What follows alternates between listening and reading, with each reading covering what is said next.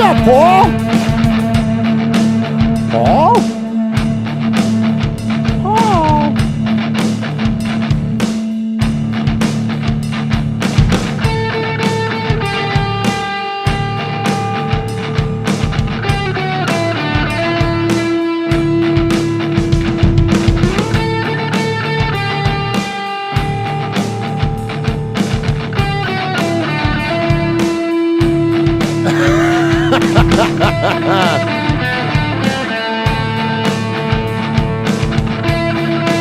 What's up, chat room? Paul's in there. Lalo Meloso is in there. Why are you yelling? You're screaming. I am what? I don't even have the headphones on. You're yelling. I'm yelling. Well, wait till you get the headphones on. You'll see how loud it is. I got nothing. Okay, you got nothing. Matthew Mangus, Lalo Meloso, B. Al, Ron the Mater in there. Raider Keith, Ashton. What's up, Ash? Michelle Sweat's in there. Kevin Reitzel. That's Kevin the Raider nerd. PSP Raiderette. Did you haven't been here in a minute? You know Kevin's officially getting married. How's that? Is that better? I got that. I don't have me and I don't have you. Oh, you don't have me and you don't have you? Well, shit. I got the music. The music's great. Yeah. I love the music. That's Sonny's thing. Yeah, it is. Yeah. Vato Loco was in there. What's Vato up, Vato?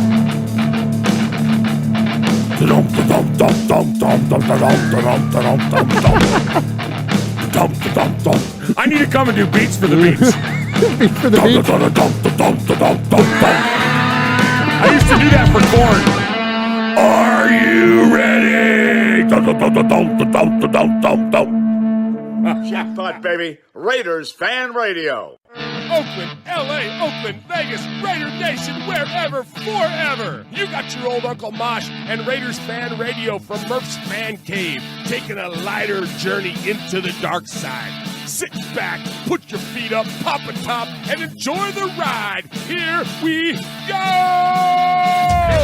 Look left, look right, collecting top, a leaping top, touchdown! We miss you, we love you, and we'll see you in the Hall of Fame. When you have great coaches, then after you have great coaches, you get great players. You have a great organization, and you tell them one thing: just win, baby. Way up the middle, intercepted Filipiano at the 50, time running down. Oakland football, and I think Oakland victory. The Oakland Raiders have scored on the most zany, unbelievable, absolutely impossible dream of a play. Well, I love this team. I think this team can win. I think this team can win.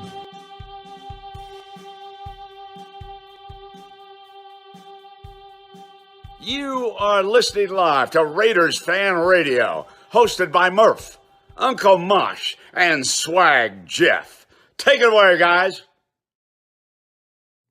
Why? Thank you, Brett Musburger. What is up, Raider Nation? Your buddy Murph back once again for what we trust will be a fantastic episode of Raiders Fan Radio, coming to you live from Murph's Fan Cave, or otherwise what we affectionately call my bonus room. But we appreciate all of you joining us live here on the YouTubes tonight. Everybody that has jumped in there at youtube.com/Raiders Fan Radio. Call your friends. Call your friends. You got Raider friends. What else are they doing tonight? Nothing. No, Raider fan is doing nothing on a Wednesday night in between the end of the year, free agency, before the draft. It's part of the offiest of the offseason. Seriously. You got nothing else going on. There's that one group that's celebrating Wilt Chamberlain, the anniversary of his 25th thousandth point. There you go. Yeah, but that's other than that. Other There's than nobody doing anything. Nothing. And Call your so friends. we do have some amazing things to celebrate, though, tonight. And so we appreciate you joining us here live, again, on the YouTubes. That is every Wednesday night at 4 p.m. Pacific and 7 p.m. Eastern. And you can join the likes of Michelle Sweat, Kiljadas, Fargo Raider, Kevin the Raider Nerd, Sergio Burgos is in there. Ron the Mater holding it down. Appreciate you, Ron. Paul from Shropshire, Mississippi, otherwise known as the UK. Chevy Silver Raider. Vato Loco was in there. Jeffrey Arguello was in there. King Wrecker is in there. He says the best show. What's up, man? What's up, King Wrecker? Appreciate you. Appreciate everybody. Lalo Meloso that's in there. All the amazing Lee B, Patrick Hill, Raider Keith that I mentioned. So many amazing supporters of what we do here. This little show we do called Raiders Fan Radio. So thank you for joining us. But also thank you for joining us tonight, a man that adorns the Western Annex, who's had a little bit of a hiatus from the show. And so I am so thankful and so glad to welcome back the legendary, my real life uncle. Let's give it up for Uncle Mike. Hey.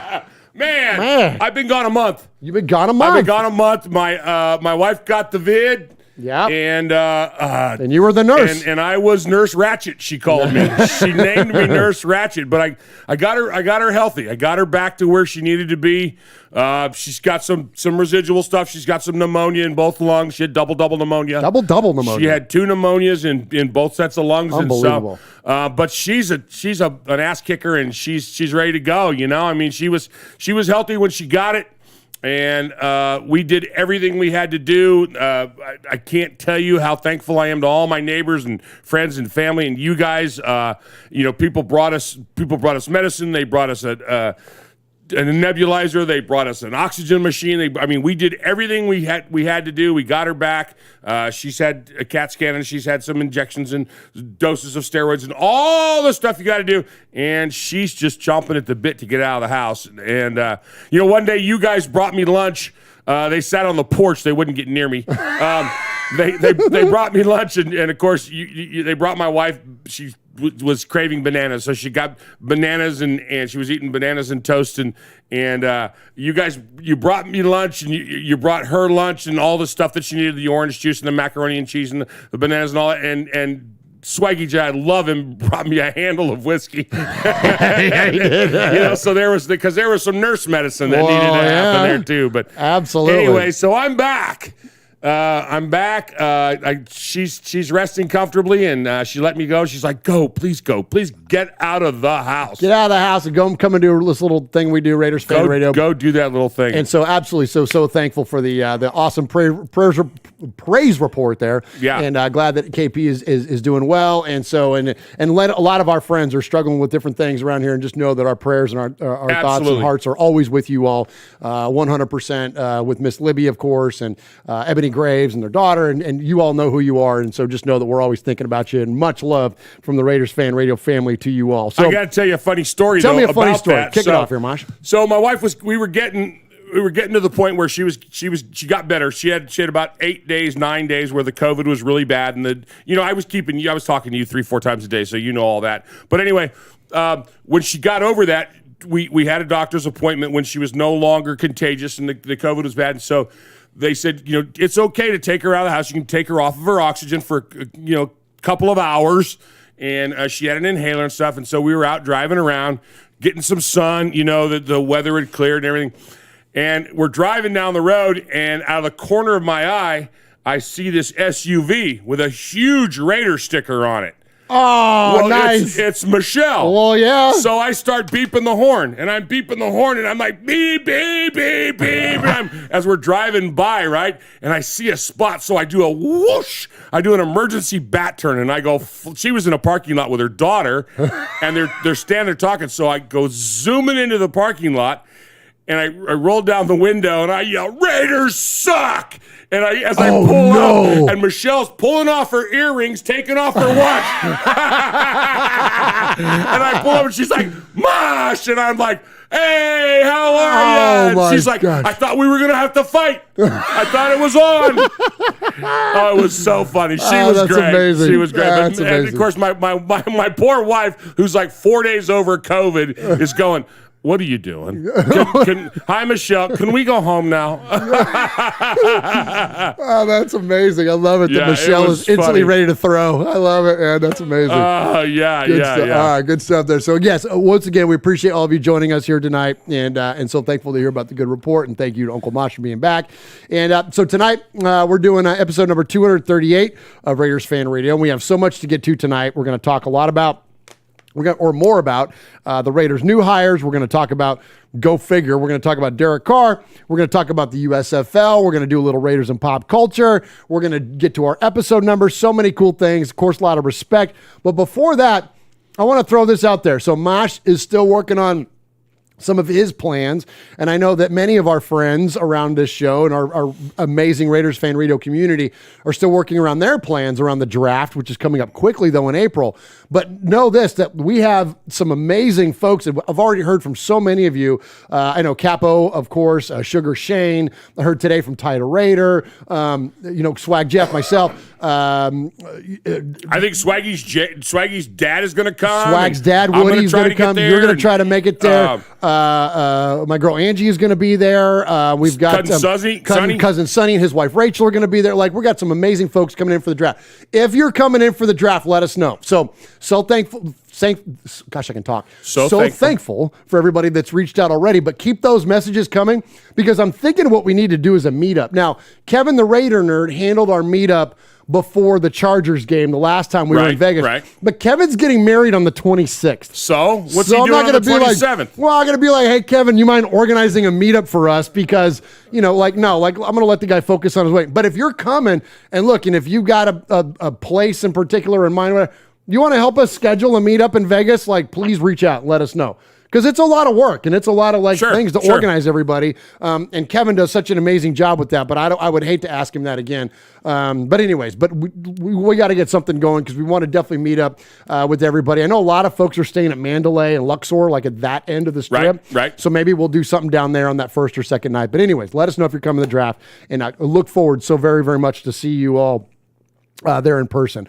All right, so this is episode number 238, Uncle Mosh, of Raiders Fan Radio. We've been doing this a long time, bro. Long time, man. 238. I was so excited when we were going to get to episode 60, because we were going to focus on Otis' sister. I know, right? I was so excited. I know, and that was almost 200 episodes ago. Oh my gosh. Isn't that bananas? That's bananas. crazy. That's bananas. It's so fun. And so speaking of the folks that are meeting us in Vegas, Aaron the Q-Dog Raider in the super chat with a donation. Greetings, nation. Praying for the women of the Cantrell, Graves, and Saltalamacchia families. Get well, stay well. Right on. Thank you, Aaron. You're the bomb. That's the best. Give him some applause there, Mosh. Thank you so much, Aaron. Absolutely. We appreciate that, and know that 100% of that money, of course, goes to our nonprofit foundation, which all the money we make around here, from super chats to direct donations to advertising, all goes to the One Nation Foundation, which is our nonprofit organization. So we thank you very, very much, Aaron the Q-Dog Raider. Okay, so episode number 238. Well, we always take our episode number and we tie it back to something significant within Raider Nation. And our good friend Swag Jeff, who is not here tonight, he's got some family duties tonight. But Swag, who handles this for us, called it in. So we've got a great 238. Right, so let's check in here, number 238 from Swag Jeff. What's up, Raider Nation? It's your boy Swag Jeff coming at you with episode number 238 of Raiders Fan Radio. Each and every week, I take a significant moment within Raider Nation and relate it back to the episode number, and this one is a career stat. Here at Raiders Fan Radio, we love a good career stat. And we're going to be highlighting everyone's second favorite number 12, Rich Gannon. Rich Gannon was a Raider from 1999 to 2004. Rich was 45 and 29 as a starter under center, compiling 17,585 yards and 114 touchdowns in 74 games for the Silver and Black. Rich Gannon averaged 238 yards per game through the air as a Raider. Nice Good job, Swaggy. Thank you, Swag Jeff. Nicely done, buddy. Wow, you don't give him no applause. You don't know nothing. No, you missed it. Why don't you just hit the crickets button for me, much? Well, yeah. Oh, nice. I missed that. Because Swaggy takes a compliment the worst out of anybody in the whole world. So it was funny. So we were shopping for some swag the other. Go figure. We were out shopping for some swag, and so and he goes, I'm thinking about getting a white hat. And I go, yeah, man. I go, you can rock a white hat. White hat looks good on you. And he goes, yeah, it does. He goes, yeah. You go like, oh, Jeff, you would look really good in that. He goes, yeah, I really would. I really would. Yeah. And then we had, but he'll get butthurt quicker than anybody. Like when he got over those shoes he had those ugly ass shoes. He had the worst shoes. I swear they looked like Mike Lindell slippers. And I'm like, dude, those are some butt ugly shoes. And he's like, what do you mean? And he's never worn them since. No, he crawled into a little bit of a dark place after that, Mosh, after you crapped on his shoes. All right, let's hit some contact info. Good job, Swaggy. Woo! Hey, Raider Nation! You got your old Uncle Mosh here with an updated contact info.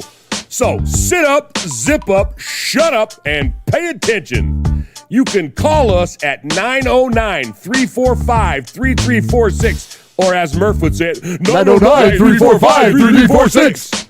How about emailing me? You want to email me? Email me at show@RaidersFanRadio.com. Or what about reaching out to us on some of that social media stuff Swaggy likes? Try Facebook at Raiders Fan Radio Podcast, the Twit at Twitter at Raiders Fan Radio, Insta something, Instagram at Raiders Fan Radio, the tiki-tiki-taki-talk, TikTok at Raiders Fan Radio, or what about the Twitch? Some of you out there twitching. Anyway, Twitch at Raiders Fan Radio. Or if you don't like that, go to the YouTube. America, go to the YouTube. YouTube.com/Raiders Fan Radio. Oh my God, if that wasn't enough, go to your podcast provider and search Raiders Fan Radio. Holy crap, that was a lot.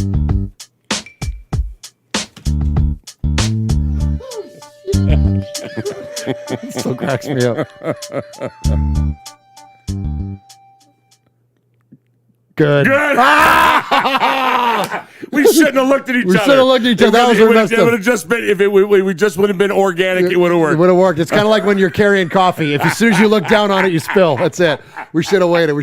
So I appreciate everybody that's in the chat room tonight. Aaron the Q-Dog Raider, of course. Paul, Matthew Mangus is in there. Duke City Raider. What's up, Martine? Kill Jadis. Paul Edgerton. I said that already. Kevin the Raider. Oh, so Kevin says he can add any date to the RFR meetup page there on the Facebooks. Oh, nice. Yeah. So yeah, if you got it, so then just let us know a cool spot. Like we did the Rockstar Bar is where we were. So like wherever the spot is, like we're down. But let's definitely get everybody together. I don't know. We had a pretty good meetup in our room afterwards too. Oh my gosh! You and Michelle, me, Capo, Sonny, Lamont.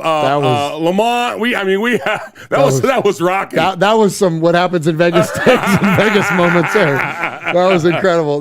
We had a lot of fun. It felt like old school, like a high school party or something. Man, everybody hanging out. Yeah. That was fun. The paraphernalia table at the end of the day, like. For the next morning. Okay, all right. Foxy Scorpio is in there. Lee B, we appreciate all of you so very, very much. So look, like I said, it's the offiest of the off season. So we're going to get to a lot of Raider talk here in a minute. But I got a couple other things. First off, I got some compliments on my shirt. Oh man, it's badass, dude. I'm wearing the Oakland Invaders shirt from the USFL team. We're going to talk about the USFL in a little bit towards the end of the show. So that's why I'm wearing this thing and appreciate the compliment. And yeah, man, I was just a little wee Murph, 10, 11, 12 years old back in the days of the Oakland Invaders. And so we will talk about them. But also I got one other thing for you, Mosh. All right, hit me. All right, here we go. So last week, there's this new thing out, Mosh. Okay, what is it? It's called Instagram? Yes, there's this other new thing out. Okay, called The Wheel. No, I'm kidding. But it's called Bud Light Next. Now, we've taste tested numerous things here on the show, okay? And some that have been endorsed. Folks have reached out to us and said, hey, I'm gonna send you a thing. Will you guys try it? Best thing we've had so far is that whiskey. Woodson whiskey. Woodson whiskey was fantastic. And it's sitting right over there for those of you that are on the YouTube show. Yes, the Woodson whiskey was great. And I'm not a whiskey guy. Yeah, and I thought that was great. But here's one I just thought would be organically fun. So I got these because I just thought it was like, okay, it's like okay, it's got the no carbs. It's only 80 calories. It's beer. Like, all right. Like, okay. I'm like, I'll try it out. So we had a thing with it last week. So I'm going to hand you one. And I'm going to get your live reaction here. At the worst, we'll have a tiki-tiki-taki talk to have to go along with this. It says super. Okay, so I'm holding the can. Yeah, It's got that little sissy can. And no offense to my sissies out there, but it's and it's 0 carbs. You know, I look at stuff that says like gluten free. Yeah, I get excited because I think that I'm getting all this gluten and I don't have to pay for it. Yeah, little did I know it meant that there wasn't any gluten. Any gluten. No, I want the extra gluten. You want the extra gluten? Yeah. Well, here you got a Bud. So you got the Bud Light with the 0 carbs. All right, so it's don't cost you nothing. Super crisp light beer. Okay, yeah. Got there a you go. blue little blue top to it. There you go. Okay, All right. It's Titans colors. It's if we or have Oilers colors. or Oilers colors. They don't exist anymore. Or Kenny Stabler. Okay. Dave Casper. Okay, all right. Give it a shot. They don't exist anymore. Anyway. Jeez. Okay, give it a shot. All right, here we go. All right, here we go. Uncle Mosh drinking the Bud Light next. Wow, and he's going for it. Uncle Mosh is crushing the entire can of Bud Light next. All right, what he just drank that all in one fell swoop. What do you think? That wasn't bad. Really? I had a little. There, I'm getting some citrus notes at the end. I pulled citrus notes, and it was a nice smooth chug. Okay, so you're kind of in on it. It went down really smooth. It's probably a good thing I didn't have these as a teenager. Really? So you like it? As far as it's probably the best Bud Light product I've ever had. No kidding. Really, really cold. Well, how about you going against the grain here? And I'll tell you why. Okay. It reminds me, there's for those of you that have spent time in Germany, there's a beer over there that the athletes drink. It's called Radler. Okay. And it's got like the citrus in it. You know, really? they drink it after, like guys that ride bicycles and stuff. Yeah. And it's beer with citrus in it. And that's what I got out of that. That's what it reminded me of. Almost like when you take a Blue Moon and you squeeze a little too much orange in it. Okay. You know? So it's not bad. Wow. Okay. Hey, Bud Light. So you can email the show at RaidersFanRadio.com. We are clearly taking advertising dollars from the Bud Light folks, and you had that was a unprompted real. I did not expect that at all. Oh, you didn't think I was going to like it? I didn't think you were going to like it.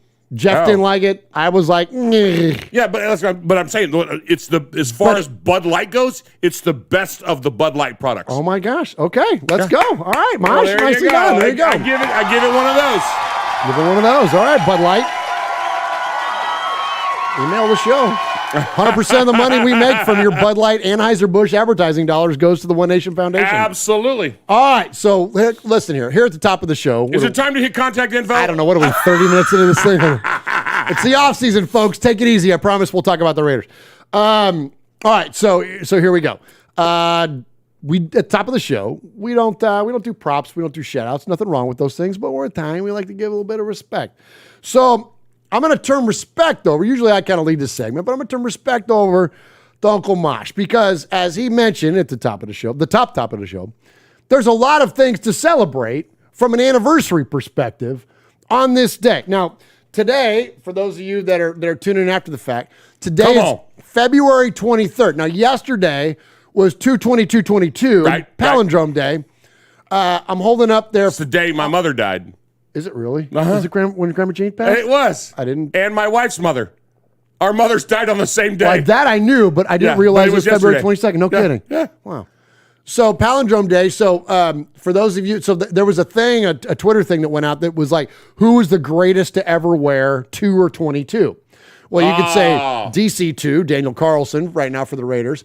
But here's my vote, Mike Haynes. Come on. I'm holding up the program from, this is from the game against the Chargers where we won the game to make it into the playoffs. This was the game day that they gave us. So Mike Haynes, Hall of Famer, 1997, and a key part of the Raiders winning their 3rd Super Bowl, of course. So Mike Haynes, that's who my vote would be as far as the greatest 2 or 22 to ever play. So give it up for Mike Haynes. But today, that's cool. Yeah, but today is the 23rd. So Uncle Mosh, there's a lot to celebrate for us and the Raider community on the 23rd. So I don't want to talk about Benno Besson.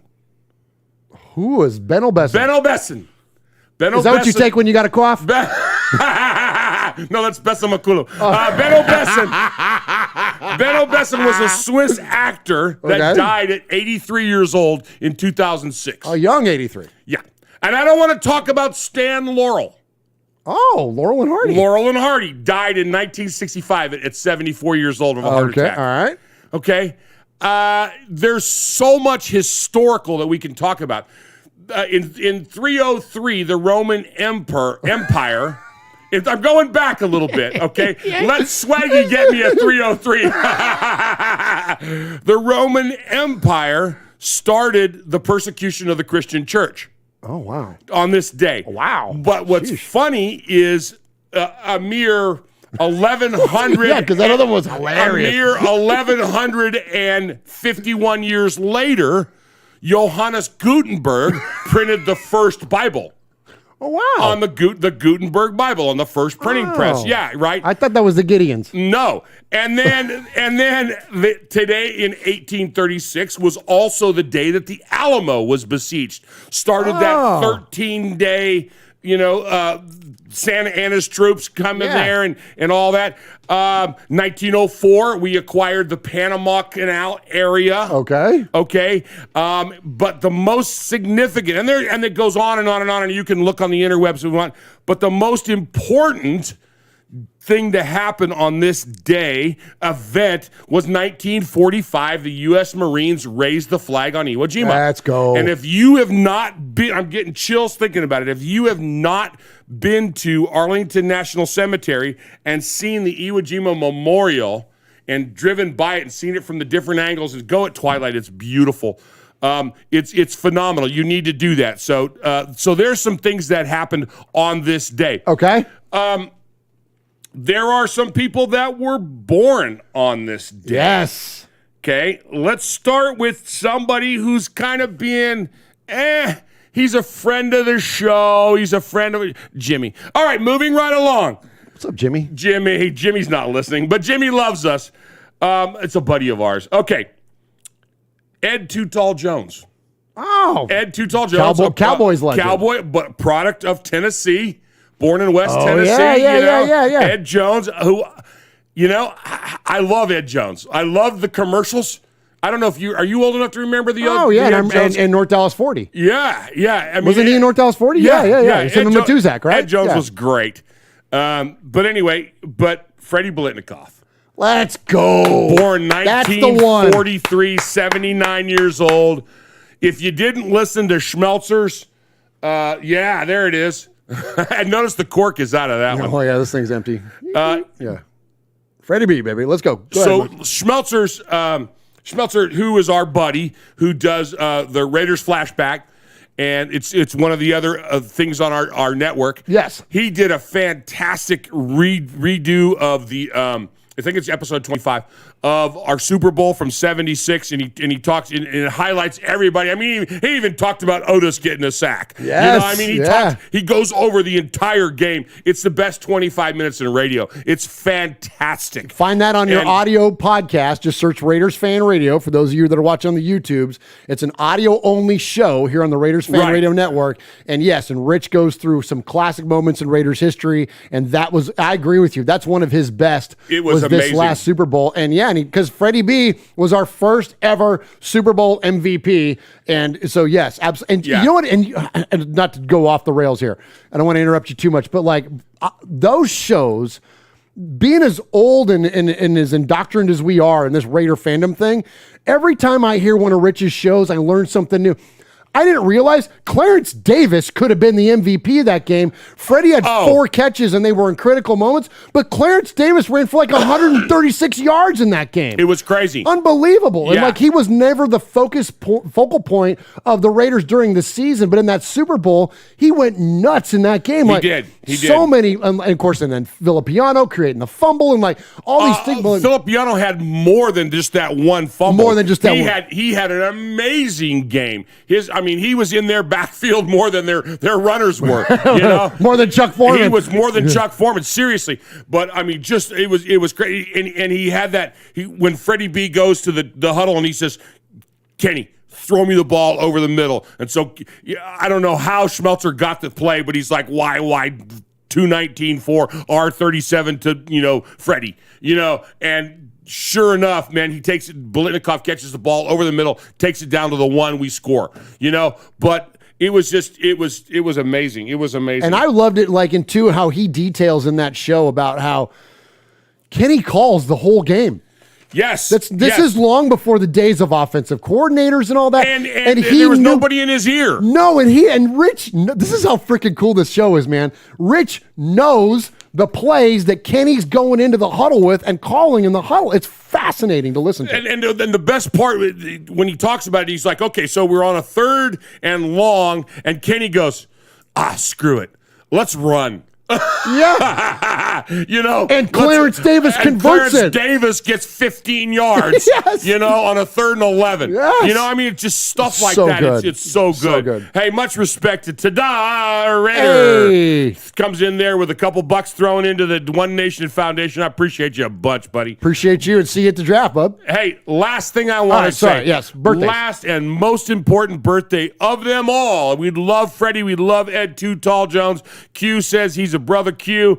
But nobody in my life is more important than Vinny. Hey, Vinny, 2006. The little Vin at about 1.8 pounds.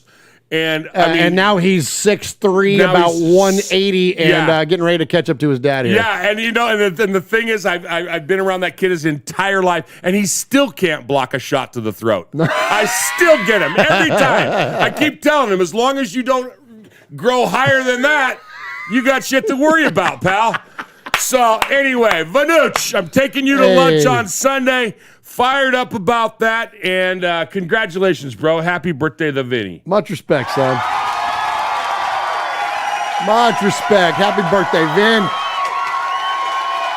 All right, so let's, Mosh, let's hit an audio break here, and then, here's a concept. Let's talk about the Raiders. Who? Hey, this is Pete Koch, former Los Angeles Raider. Yeah, back in the old days, baby. And you're listening to Murph and Uncle Mosh, who happens to have the same hair as me. Check it out, Raiders Fan Radio. Every time, okay, shut up, Steve. Every time I see a commercial, I go, I wonder, is that Pikachu? Is that Pikachu? So the other one, He's all over the place. He's all over the place, but the last one, I'm like, is that Pikachu? And I had to look at it. No, it was Arnold Schwarzenegger. Playing Zeus. Nice. Because Pete can do it. He's built like a freaking Zeus. Pete could do it. And you know what's funny is that, listen, I don't want to say that our show is a platform necessarily or a launching point, because Pete had clearly a very, very successful acting career long before he came on Raiders Fan Radio. But seriously, since he's been doing his annual appearance here on Raiders Fan Radio, dude is on more TV than freaking, like, I don't know, like Jon Stewart or something. Like, he's all over the dang place. Anyways, so much respect, of course, to Pete Koch, and thank you for all the sweet birthday wishes in there for Vinny and for everybody else. Raiders 78. I know you loved our freaking rundown about the Super Bowl. Aaron the Q-Dog Raider, Lee B, Paul, Tyrone, Tada, Kiljadis. I'll help you. I can scroll up. Yeah, man, do it, Mosh. Michelle Sweat. We've got a whole bunch. Michelle's in there. Raider Roo. Raider Roo, Ebony, Lee B. I mean, the gang's all here. Duke City Raider, Raider Godzilla. Oh, love Raider Godzilla. Schmucky the Raider Bear. Oh, nice. He's in there. Lalo Malosa, my buddy. Hey, Raider Godzilla, call the show back. We hadn't heard from him in a minute on the call. He's got one of those voices. He's up there with like OG Daniel and Wyoming Raider. Oh, yeah. He's got one of those voices. Like, Raider Godzilla. Yeah, Raider Godzilla.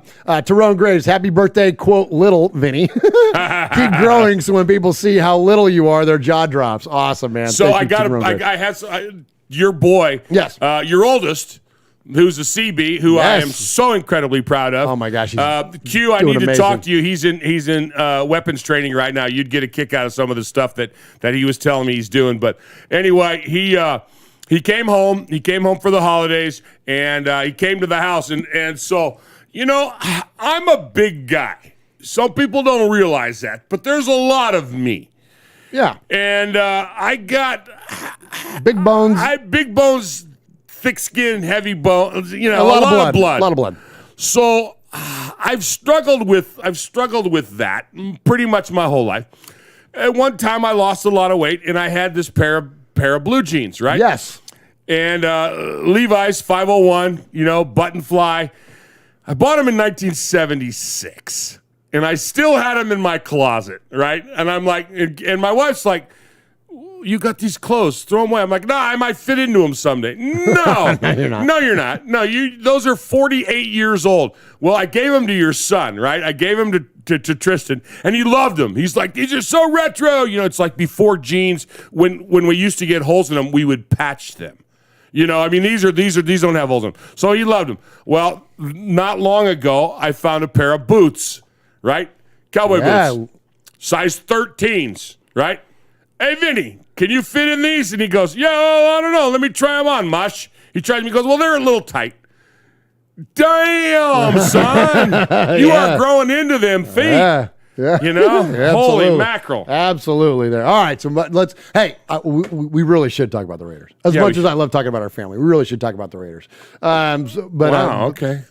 Well, it's been 30 some odd minutes. We haven't even talked about the Raiders barely at all. You showed a picture. I showed it. I'm wearing I'm not even wearing Raiders clothes. I told a story about Michelle. Oh my God, that's true. All right. Like Kevin the Raider nerd says, have they talked about the Raiders yet? No. No, Kevin, but we talked about you jackwagon. Okay, listen. You want us to cut you out, pal? Listen, let me just say this. Look, it is freaking, it's mid, like not even mid, like it's late-ish. It's late February. Late-ish February. Good Morning Football, my absolute favorite go-to in the morning. Like it's on every single day here at Casa del Mar. Right. They're not even on the air right now. Like, they're playing classic NFL games. So the fact that a couple knuckleheads in Raider gear are even showing up and turning on the cameras, like, let's just embrace it for what it is. And so, I listened to a baseball game on the way over here. Yeah. MTSU, Middle Tennessee State University, was playing Belmont University. Yeah. It was 36 degrees out. Oh my gosh. It's too late in the year for football. It's too early for baseball. The Olympics were a bust. All we got's NASCAR, but we're going to get to that. We're going to get to NASCAR because it has a Raider connection. Yes, it does. All right, let's talk the Raiders. Let's talk here we Raiders. Go. I promise. Come on, okay, let's talk about the Raiders. So, Mosh, the Raiders have done a million things different in the front office since the last time that you were here. Yeah. So go ahead and make a timestamp here. This is where we're going to start talking about the Raiders. All right, so so a lot of things have changed in terms of the front office and also the coaching staff. So I've got a comprehensive list here for you because most recently Frank Oakham will be joining the Las Vegas Raiders as a defensive line coach, replacing Rod Marinelli, the legend Rod Marinelli, who is he's gone to the house. He retired. Marinelli hung him up, man. A legendary career as not only as a defensive coach, but of course as a head coach. And so, some things he might want back in terms of that, but in terms of his impact to players, which is always, to me, like that's how you gauge. Yes, coaches get evaluated on wins and losses and all those things, and that's easy statistically.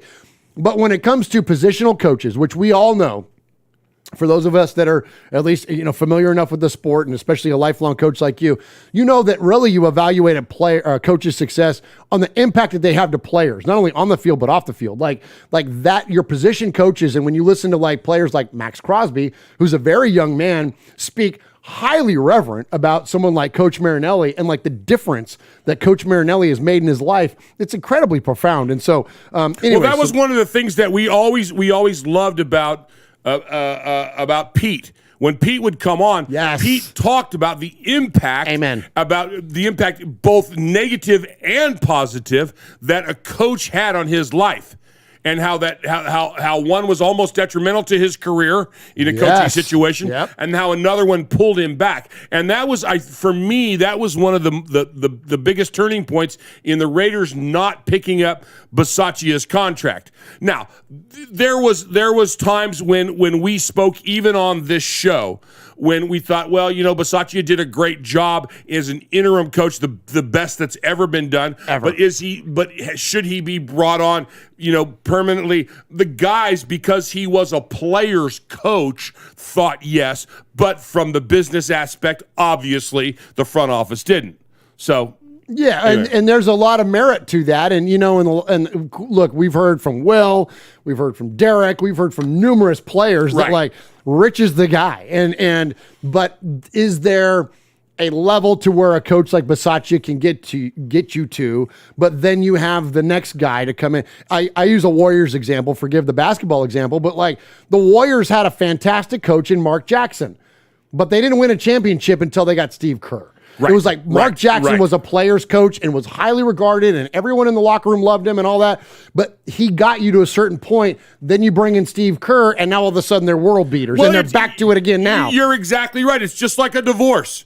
You know, you get a divorce, and you have that rebound girl that gets you through the hard times, but you know that you're not going to stick with her. And then the next one comes along, and you spend your life with her, and you end up coaching her through COVID. You know what I'm saying? I have no idea what you're talking about. Yes, you do. Hey. Here we go. All right, so Frank Oakham held the... Frank Oakham. Nothing is sacred around here when it comes to Uncle Mosh. All right, Oakham held the same position with the Carolina Panthers, promoted to the head defensive line role after one season as the... Jeez, fogging me up over here. All right, so here's our current... Michelle says that sounded mildly personal. Mildly? Schmucky says that's exactly what I was thinking. Well, yeah. Of course, with a handle like Schmucky. You know? All right, so here's your current roster as the way that it stands. All right, let me hear it. Okay, Mosh, your owner, Mark Davis, okay? The president of the Raiders is Dan Ventrell. Senior advisor, Okay. Marcel Reese. All right, so what exactly does a senior advisor do? And what will Marcel Reese's job be? That would be, okay, so senior advisor, to me, would be your appointed best friend. That would be, if I'm the president of Raiders Fan Radio, Swaggo is the senior advisor. Got it. You know what I mean? Got because it. You're the president. Right. And then Swaggo would be this. It would be like the guy that's like your consigliere. So he's the guy you call when the shit hits the fan, when the chemical fertilizer hits the ventilation system, you call and go, yeah, I need a ride. Yes, yeah, that's okay, it. Yes, got it, I need a ride. Yeah. And he's the guy that's supposed to tell you. We got to drive out into the desert and dig a hole. He's the guy that says, I got the shovels. Let's go. That's it. Okay, yeah, that's the guy. All right, so Marcel Reese. So general manager, of course, we know is Dave Ziegler. Assistant GM, Champ Kelly. So basically, and we talked about Champ Kelly. I don't know if you know Champ Kelly. I didn't really know a ton about him, but after reading his resume, basically we have two GMs now when it comes to Champ Kelly. Personnel advisor, Sean Herrock. Executive scouting is Andy Dengler. Head coach, Josh McDaniels. Offensive coordinator, Mick Lombardi. QB coach, Bo Hardigree. Wide receiver coach, the only holdover for the Raiders from before, Edgar Bennett. Running backs coach is Kennedy Palomalu, who is kin. Is he to, kin? Yep, absolutely. What about the Lombardi guy? Is he kin? Yes, he is, absolutely. And I think... So we're going legacy all around. Legacy all around. O-line coach, Carmen Brasillo. So he's a Paisan from the way that it looks there. Tight end coach, we haven't hired one yet. Senior defensive assistant. You ready for this? Okay. It's you. Yes, it is. And I will be there. It's Rob frickin' Ryan, and if you don't follow us on the socials, you should, because I tweeted out some pictures of course, the legendary Uncle Mosh, and one Rob Ryan. You guys are complete doppelgangers. Your facial features, body type, your age, everything. You have got to grow your hair back out. Oh, I am. You have to grow your hair back. Because I want to sign autographs when I'm in Vegas. Remember you and me and Q last time we were together at a draft? Up on that 8th floor bar wherever we was at, and that guy wouldn't leave me alone until I signed the autograph for him. He's like, no, you're Rob Ryan. Yeah. You're Rob Ryan. Cost that fool about $60 in beers, but that's okay. But yes, so your senior defensive assistant is Rob Ryan. I'm telling you, I can't wait to walk the streets of Vegas with Mosh. Defensive coordinator, this is my favorite one of them all. Patrick Graham comes over to us from the Giants. The Giants, Mosh, last year, as bad as they were, 5th highest red zone defense in the league. No kidding. Unbelievable. Boy, we sure needed that. Because we were dead last at 32. So that's huge. I mentioned your new defensive line coach is Frank Oakham. Linebacker coach, Antonio Pierce. Okay, do you remember Antonio Pierce when he was a player? I do. I mentioned Antonio Pierce last week, and I told you I was going to bring these quotes because, and I knew I remembered this. This goes back to October 13th, 2009. So in that year, we played the Giants at the Meadowlands, and the Raiders have a long history of having underwhelming performances when it comes to playing on the East Coast and especially at the Meadowlands. I knew that when I saw that Antonio Pierce got named, I knew, I'm like, he called us out. There was something that he said that was very inflammatory and attacked the Raiders when he was a player. Right. Because he was a pretty good linebacker. He was a great linebacker. So here's what Antonio Pierce said. So this is the PFT, which I don't like PFT, but was the only place I could find it.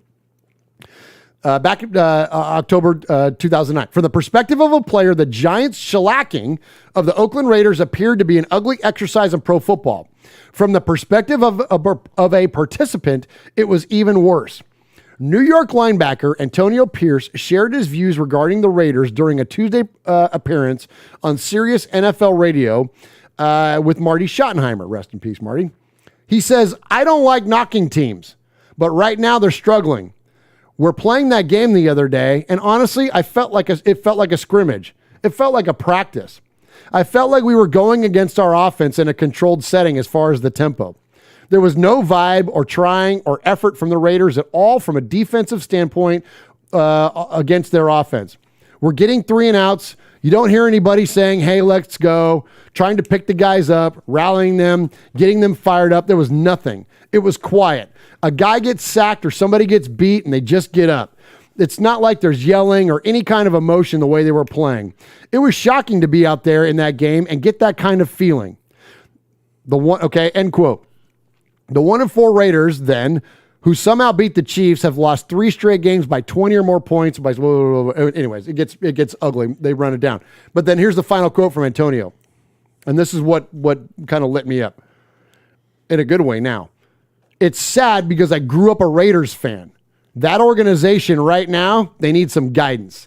They need someone to pick them up." Nothing he said was wrong. Nothing he said was out of line. It was the truth. And sometimes the truth hurts. You are absolutely right, and thank you for saying that, because in the moment, I remember reflecting on that, going like, F that guy. Yeah, I hate that guy. I hate that guy. I can't believe he would call us out. But he was right. So I don't want to dwell on the negative here, but just a reference point, strictly reference point. This is what the Raiders were like back then. This is the Tom Cable 5-11 Raiders. And is all the pride that we have in Oakland, and I'm even wearing an Oakland shirt, and all the stay in Oakland, and all the love and reverence we have for Oakland. Don't forget, there was some dark-ass days in Oakland. And I'm going to read you this. 2009, once again, the Raiders struggled to sell tickets. Like everybody with all this, we can sell out every game. And all. Right. It wasn't always like that. Away. In 7 of their 8 home games were blacked out on local television. The Raiders were able to sell at their home opener on Monday night against the Chargers. That was the game where Louis Murphy got called on that. Remember that stupid rule they used to have where you had to hold the ball through the catch and all that BS, and we got burned on that. But the Raiders finished the season tied with the Jacksonville Jaguars for most TV blackouts in 2009. Now, granted, they sucked, so that's why a big reason why people were coming to the games. But blackouts are nothing new to Oakland fans, as the Raiders have sold only 25 of 88 regular season games since returning to Oakland. The Raiders had 3 games with attendances under 40,000, with their lowest attendance coming in Week 11 against the Bengals when they drew 34,000 people to a football game. Dark, dark days, my friends, as Raider fans on the field, off the field, in the stands. So that's what... There was no enthusiasm around this organization, and that's what Antonio Pierce is talking about. And I'm going to tag it with this, and we're going to get to it in a minute. I've got a quote from Mark Davis. This is where, if you were around for those days, you've got to be highly appreciative of where we're at now. Like the contrast from, what is that? How many years has that been? 19, somebody do the math, because I can't do it. A bunch. 13 years, right? That's a huge difference. I mean, huge. And again, as much reverence as we have for Oakland. And it takes time, and that's what I've always said from the beginning when we were talking about Gruden before all the crap happened. That's why he was signed to a 10-year contract. Amen. Because Mark Davis sees the big picture. Amen. You know? Absolutely. Okay, so Antonio Pierce, now I'm thrilled to have him. What I also didn't realize, he's an LA guy. He's from like Laguna Beach or Long Beach or what sorry, I'm butchering that. And I know like the whole greater region of Southern California is not LA, but whatever. He's a Southern California guy. He's like 43 years old. He grew up in the heyday of the Los Angeles Raiders. So he really is a bona fide LA Raider fan and Raider fan. So I think he's going to be an excellent addition. Okay, so did they keep Deuce? Deuce is not listed here, but I don't have a strength coach on here. So I don't know that. I got a special SC coach. What is SC? Because I got strength and conditioning. Oh, there you go, Jason Simmons. So it's not. I don't know who he is. I've never heard of him. Well, there you go. Right on call there, Mosh. Defensive backs coach is Chris Ash, and then your special teams coordinator is Tom McMahon. So there you go. So there's your full rundown of the Raiders' new hires. Now, I mentioned about Mark Davis. Okay. I mentioned about one of the things that distinguishes him from his dad. And look, when you are the son of someone like Al Davis, it's awful hard to get out from underneath that shadow. I mean, Al Davis cast possibly the largest of shadows when it comes to NFL owners. I mean, short list, Mosh. Like, who else is even on the list? Like Amara's, Rooney, Hallis, Rooney. It's a very, very short list. And even that's modern questionable. day Jones. There's a few. Kraft, right? And even that is like, I mean, again, debatable. Al, whatever. So you guys would get the point. So here's what Al told Mark, that this whole idea of like hiring in these people and this is mainly in reference to why he chose to part from Bisaccia and move into the new direction with all those names that I just listed. Sure. Because Mark has ties to players and coaches. Marcel Reese, one of his best friends, senior assistant, right? So right. I got you. So Al, basically what he was saying to Mark is that he wouldn't be a good owner because he can't detach. Like here's a Star Wars reference, and forgive me for this, but like Jedi, like you're not allowed to have attachments to people. Like that's one of the, if you have an attachment, it can lead to your downfall. Like you don't want to be attached to players because it's a business. It ain't show friends, it's show business. But that's the difference between Mark and Al. But I applaud Mark. I don't think that he's allowing his friendships to override the best business decisions. And so that's what this whole comment is about. And this is pretty cool stuff from our owner, Mark Davis. Well, again, that's the funny thing you asked that, because my dad said that I'd never be a good owner of this team or runner of this team because I'm too close to the players. And it's so true, because that's what it's all about. When I say the most valuable asset the Raiders have, I always say it's the alumni. It's the people that spread their blood, sweat, and tears to build this building, to build that building over there, what we play in now, and everything else. And they're so important. And they're some of my best friends. And so as the players come through today, I feel the same, love for them, because once a Raider, always a Raider. So yeah, those decisions are always tough. It's always about families, and even in the coaching staff and everything else, that was what was tough. If you want to talk about bittersweet, even when you're looking forward, you also look back at the people that helped you to get here. And Rich did just such a phenomenal job in what he did. He's a great man. So it's the nature of the beast to know that there's nothing permanent in football. There's a few things that are true about football. Football is a game of inches. There are no secrets in football. Everything is out there. They're going to see what you do. There's not secret plays. People have seen them. But the other thing is about football is that it's a very, you don't just say, I'm going to move to Oakland and I'm going to play my entire career. Derek, if he does end up playing his entire career with the Raiders organization, will be an anomaly. Those days are long gone. Those days, back in the day, it used to be only people that played for the Cowboys played for the Cowboys. Madden didn't like a lot of players bouncing around. He was adamant about that. But by today's standards, it always was with coaches. Coaches always moved. Coaches always went from one place to another. take that with Al's way of looking thing. Everybody that ever worked for Al got fired by Al. You know, everybody that worked for Al got fired, except for Madden. You know, everybody that worked for Al got fired by Al, and everybody still, even when Al let you go, you still shook his hand and had the reverence for Al because you understood, because whether it was Al's way of saying, hey, this is the door, this is your final paycheck, I love you, see ya. You know, or what, you know. Or I love Villapiano's story about like when Al calls him and he goes, hey, what do you know about Bob Chandler, the wide receiver in Buffalo? And he goes, Al, I think he's great. He's a heck of a player. I think he'd fit in great with our locker room. And Al goes, that's awesome. He goes, hey, Phil, and how's your knee? He goes, knee's great, Al. I'm in good shape. I'm ready to go. And he goes, okay, good. And he goes, so, hey, back to Bob Chandler. He goes, so you're going to trade for him? And Al goes, yeah. He goes, what are you going to give up for him? And Al goes, you. You know, and Phil can tell that story and still have the most reverence for Al out of anybody he's ever worked for. You know, so that's people that get that.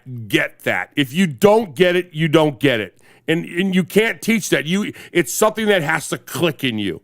You know, so right. Yeah, and I think that's Mark is finally developing that, and it's finally coming to fruition with him. So do you think, like, because I see like in this, okay, so you have an incredible players coach, and look, again, we've heard from, there's not one person that has an ill word about Rich Bisaccia, and in fact, the pendulum has swung so hard to the players that favor him, that wanted him, that like they would freaking, you know, die on a hill for that letters. guy. They love that guy. But here Mark is willing to let him go. That said, he's also willing to have a guy like Marcel Reese be his senior advisor. So like I see a hybrid where it's not all the way one way, it's not all the way Al's way. He's found and this is what look, people want to give him crap about the car he drives and where he eats and his haircut and whatever. I give you that because I got a ton of respect for Mark Davis. It's not an easy job to do what he has done and to take this organization to where, look at what I just read you about all those, about the Coliseum and the attendance levels and all that. The team was broke. Like there was so much adversity around the Raiders. Right. And now they're one of the healthiest and wealthiest franchises in all of football. And that's 'cause Mark. So like, I think that he's found a way to be a hybrid, to take the reverence and all of the mystique and the amazing things that built the Raiders and infuse it with a new way of welcome. This is the guy that brought Marcus Allen back. This is the guy that brought Rich Gannon back. This is the guy that, again, has included Marcel Reese in his front office. Like, he's created a new dynamic where Al would have cut those people out and they were no longer that once a Raider, always a Raider. Didn't apply to Marcus Allen. Right. But it did to Mark Davis. Mark Davis brought back John Gruden. Like, all the things that Mark has done, I think there's a hybrid in there. And Mosh, doesn't that strike you as a healthier balance? Like, and I say all that and with all this, like, this bombastic approach, because I think that's going to lead to W's. I think that's the way you have to lead now as an organizational head, as a leader, like to have this newly crafted vision, share it and then apply it and then have others like, execute that vision. I think it's incredibly healthy. Like, this is great as a Raider fan. Doesn't it feel that way? Well, I think our players am I talking crazy. No, you're not talking crazy. I think players are a lot more cerebral than they were back in the day. I think back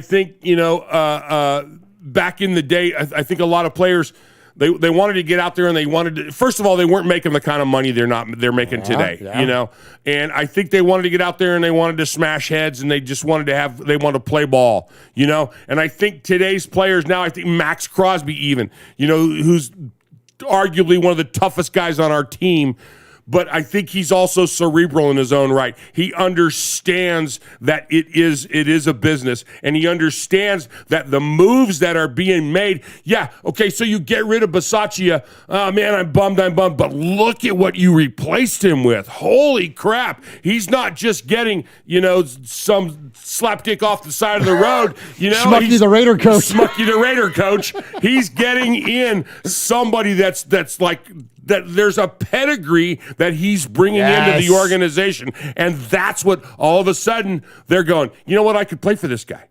I could play. I like the way this guy thinks. I like what this guy does. I like this guy's motivation. So it's going to help build my brand, right? Because that's what the players, like you're talking about, the players now are so much more hyper aware around, presence and branding, and not to name drop it, but our buddy Will, like he knows that his playing days are coming to an end, and so what is he doing? He's building his brand, bussing with the boys and his show and all that stuff, and the advertising and the relationships and the networking. He'll tell you, I'm hotter now than I ever will be, because when I stop playing, those handshakes start hitting a little different. I'm only relevant now because I'm in a uniform. And players recognize that.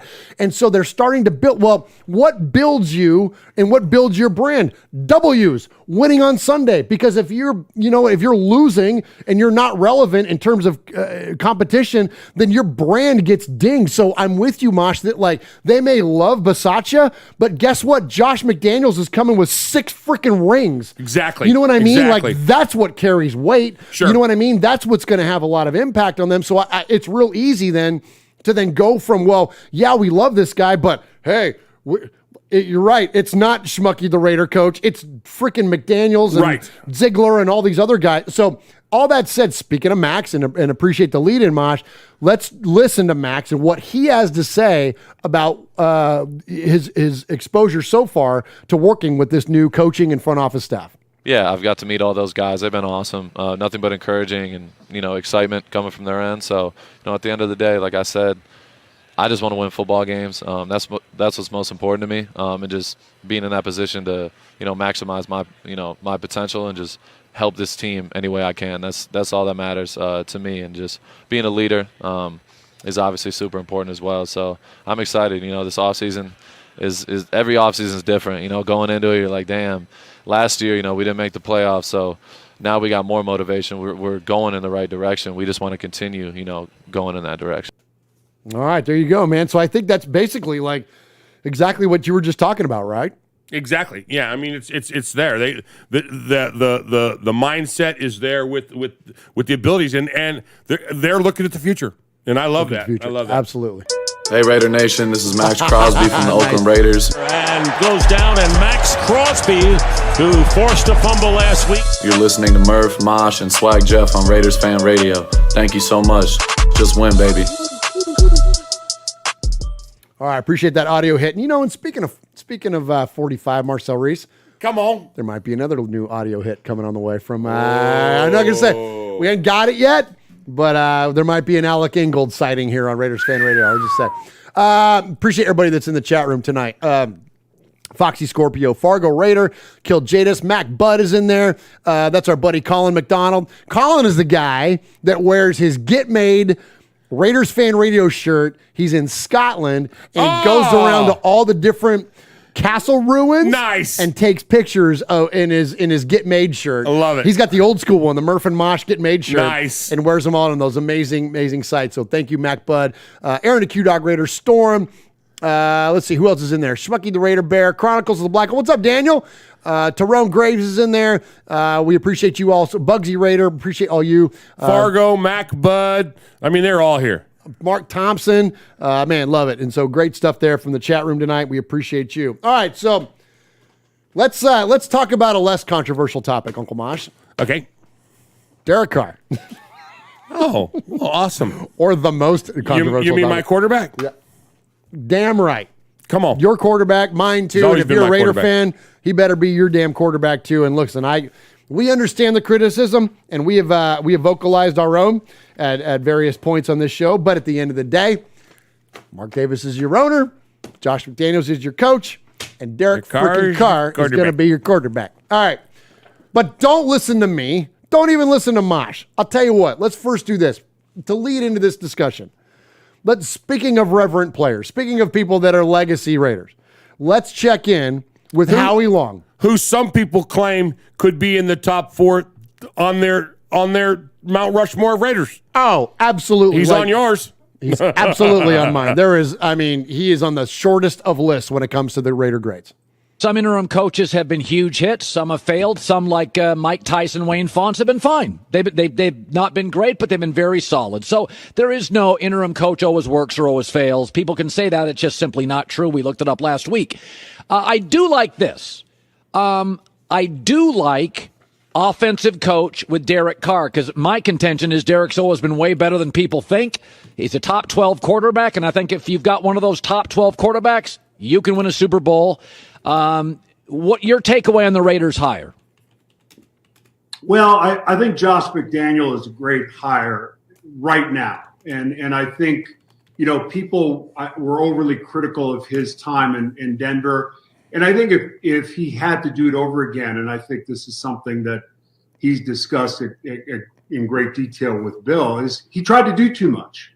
And I think taking his personnel guy from New England is a big key. It allows him to just function on and focus on the things that are important. And I think not only an offensive coach coming in, but a guy who's been in New England under Bill Belichick for all these years, and just through sheer minutes in the meeting rooms and on the practice field and situational football. And I think that's exciting for Derek Carr, because I think the offense will fit him, and I think he'll take his game to another level. The offensive line was a real problem this year, and Josh Jacobs got beat up.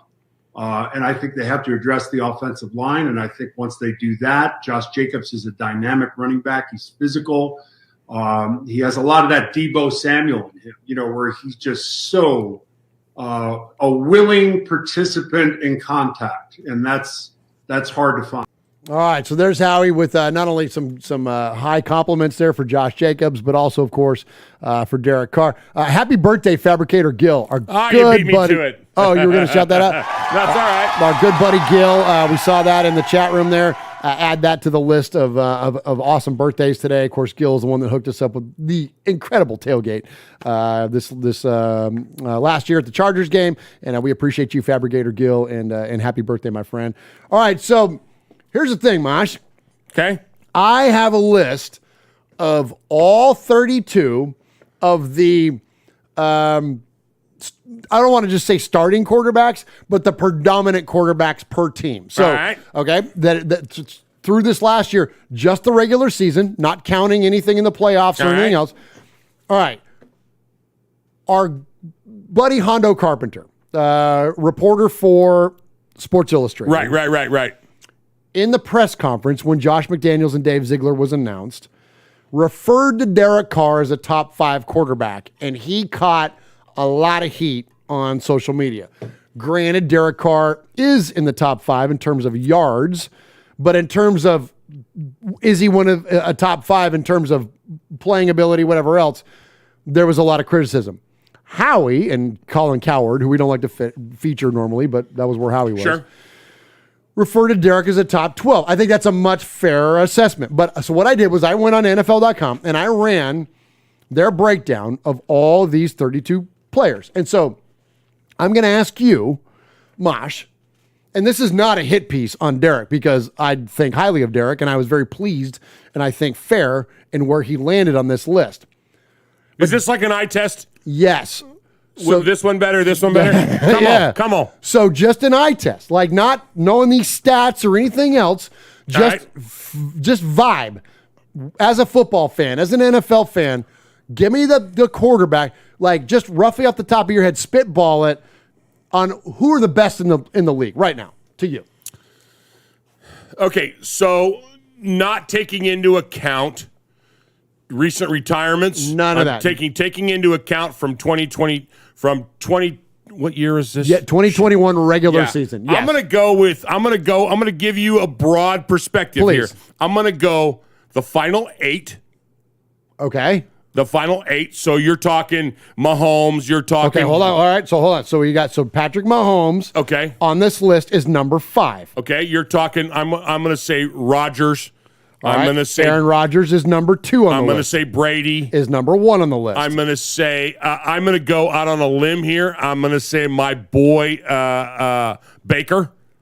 Baker is way down there. Okay, I love Baker. You love you some Baker. I do, and I maybe it's the commercials. I think it's a commercial because he's and I would say this to me. I'm not a fan of Baker, although I know, but I'm a fan of the persona of Baker. But I think he's way overrated. He's overrated, but I think there's. I guess I just look at the kid with the potential he's got. You know, right? But we're talking about actualities, and in terms of actualities, right. 24. 24. All right. My boy my boy with the Bengals. What is he, about 9? Joe Burrow. No, Burrow is 4. He's 4? He's 4. And this was regular season, which didn't even count his run to the freaking Super Bowl.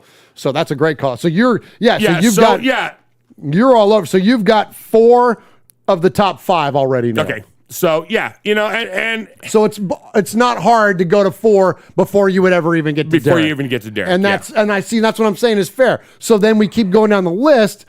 Like anyone else you want to throw out there? So I'm going to say, but then you look at people and I go, okay, and I'm not picking on him just to pick on him, but Tannehill, who made it farther than Derek did in the playoffs by virtue of a bye, I'm not going to say is a better quarterback than Derek.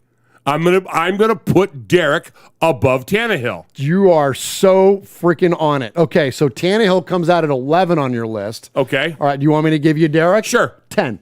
Okay. So that's my point. So Derek. So you nailed it. All right. So So who's 7, 6, 7, 8? All right. So here's where the list loses me a little bit. Okay. Okay. But I think it's because I have a case of the ass for this guy, just because I can't stand him. And I think, speaking of overrated, and I know he's good, but is he 3rd in the league? Justin Hebert? No, can't stand him. Can't stand him. So is he ahead of Burrow, just behind Brady and Rodgers? Save that. Get over yourself. So that's like let's say Matthew Stafford. Because he's going to be in there as well. He's going to be there probably 7 or 8. He's 8. Yeah, there you go. So but is he? How many years did it take Matthew Stafford to get to that spot? Well, and it took him to get to a good freaking football team. Get to a team that could protect him. Get to a team that can cover his ass, and that's exactly what Howie was saying. Derek's never had. Yes, we have talked ad nauseum about Derek's got the weapons. Finally got the weapons. Well, you know what? If you don't have the protection to use those weapons, Well, but the converse to that argument is that neither did Joe Burrow, right? Because he got sacked more than anybody else in the league this year. But their Jamar Chase didn't freaking kill somebody and go to jail and stop playing football like our number 1 wide receiver did. Yes. So I mean, there are exceptions to this thing. Yeah, and I'm with you on that. And that's not an irreverent comment there. I mean, but it's the reality of it is that and our head coach got freaking resigned in the middle of the thing because of what he did. So who we missing on that number 7? All right, so 6. So you missed 6, and see now this is a guy that I would put probably right after Brady and Rodgers. Okay. And that's Josh Allen. Josh Allen is a freaking monster. Like that guy is a freaking monster. After him, this is a little bit questionable to me too. I think this goes in the Hebert range. Kyler Murray. Like I love Kyler Murray. Heck, he was going to go play for the A's. Yeah. He's a very dynamic quarterback, but I don't know. I think he's still. I think what I have the challenge that I have with Herbert and even Burrow to a certain extent. Look, Burrow ran him to the Super Bowl, so it's almost like you give him a freebie here. But he's so young. Like he's a year 2 guy. Like Marino went to the Super Bowl with the Dolphins in year 2 too, and then never went back. So and that's not a shot at Marino in his playing career, but I feel like it's almost like it's too early to be putting these guys in the conversation with Brady and freaking. You know what I mean? You can get to the Super Bowl once, Plunkett. You can Rex Grossman went to a Super Bowl. The guy that they're making the movie about with the wife with the short hair. Kurt Warner went to a couple of them. You know what I'm saying though, but here the guy was bagging groceries and then they gets the call and then he ends up with the Super Bowl, but he didn't have an illustrious career. Amen. That's what I'm talking about. He didn't have a Brett Favre or a Montana or he didn't have that career. He didn't have a Stabler, Lenny Dawson, Fran Tarkington, exactly. Bart Starr. Fran Tarkington who never won. Fran Tarkington who was in 4 Super Super Bowl. Don't get me fired up about I'll get you fired. Fran Tarkington was in 4 Super Bowls and never had scored a point in the first half of all 4 of those. Unbelievable. 4 Super Bowls and never scored a point in the first half. And he's in the Hall of Fame. And it was 4 of 6, or something like that. Yeah, 4, yeah, 6, yeah. That you know. Oh yeah. Yeah, that's unbelievable. So I mean, so that's what I'm saying. That like you have these like legacy players, like Elway. As much as we hate him, Peyton, either of the Mannings. Yeah, these legacy players that it's like they put these huge resumes together. Anyway, so I think it's too early to put Herbert, Murray, Sure, Burrow. I agree. Like it's hard to put those guys in there. You got 3 out of that list that are on that list. That you got Brady, Rodgers, and. Like I said, I think Josh Allen. Because I think at this point, Josh Allen has put up enough of a resume to get on there. Okay, here's another one. And this is like, I don't disagree with the number, but it's like Dak Prescott. Like, Dak when he's healthy is freaking awesome. Like, so, and he's got Russell.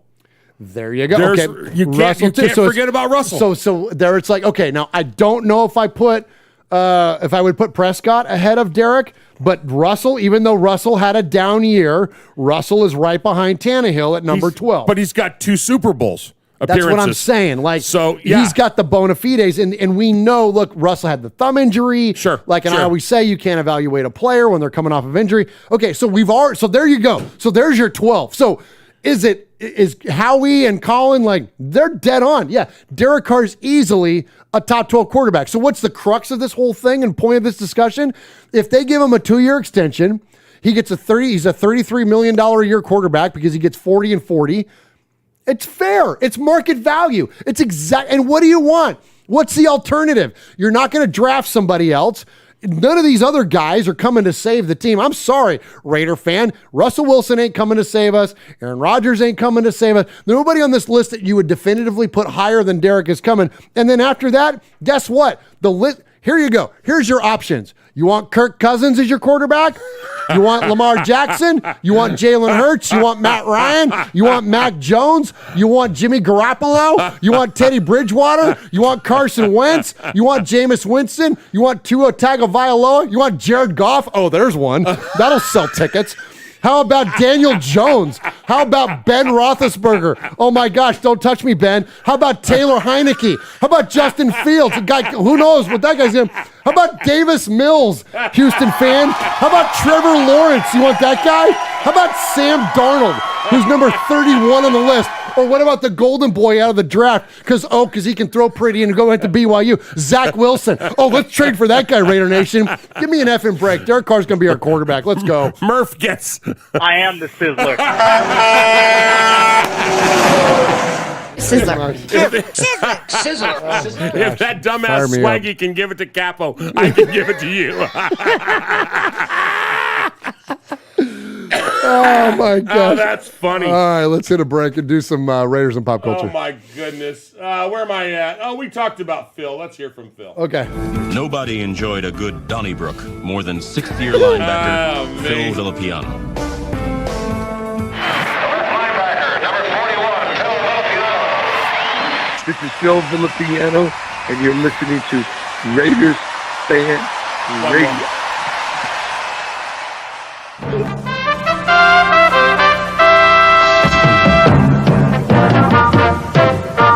This is Raiders Fan Radio. I'm Brent Musburger, and I don't care who wins as long as it's the Raiders.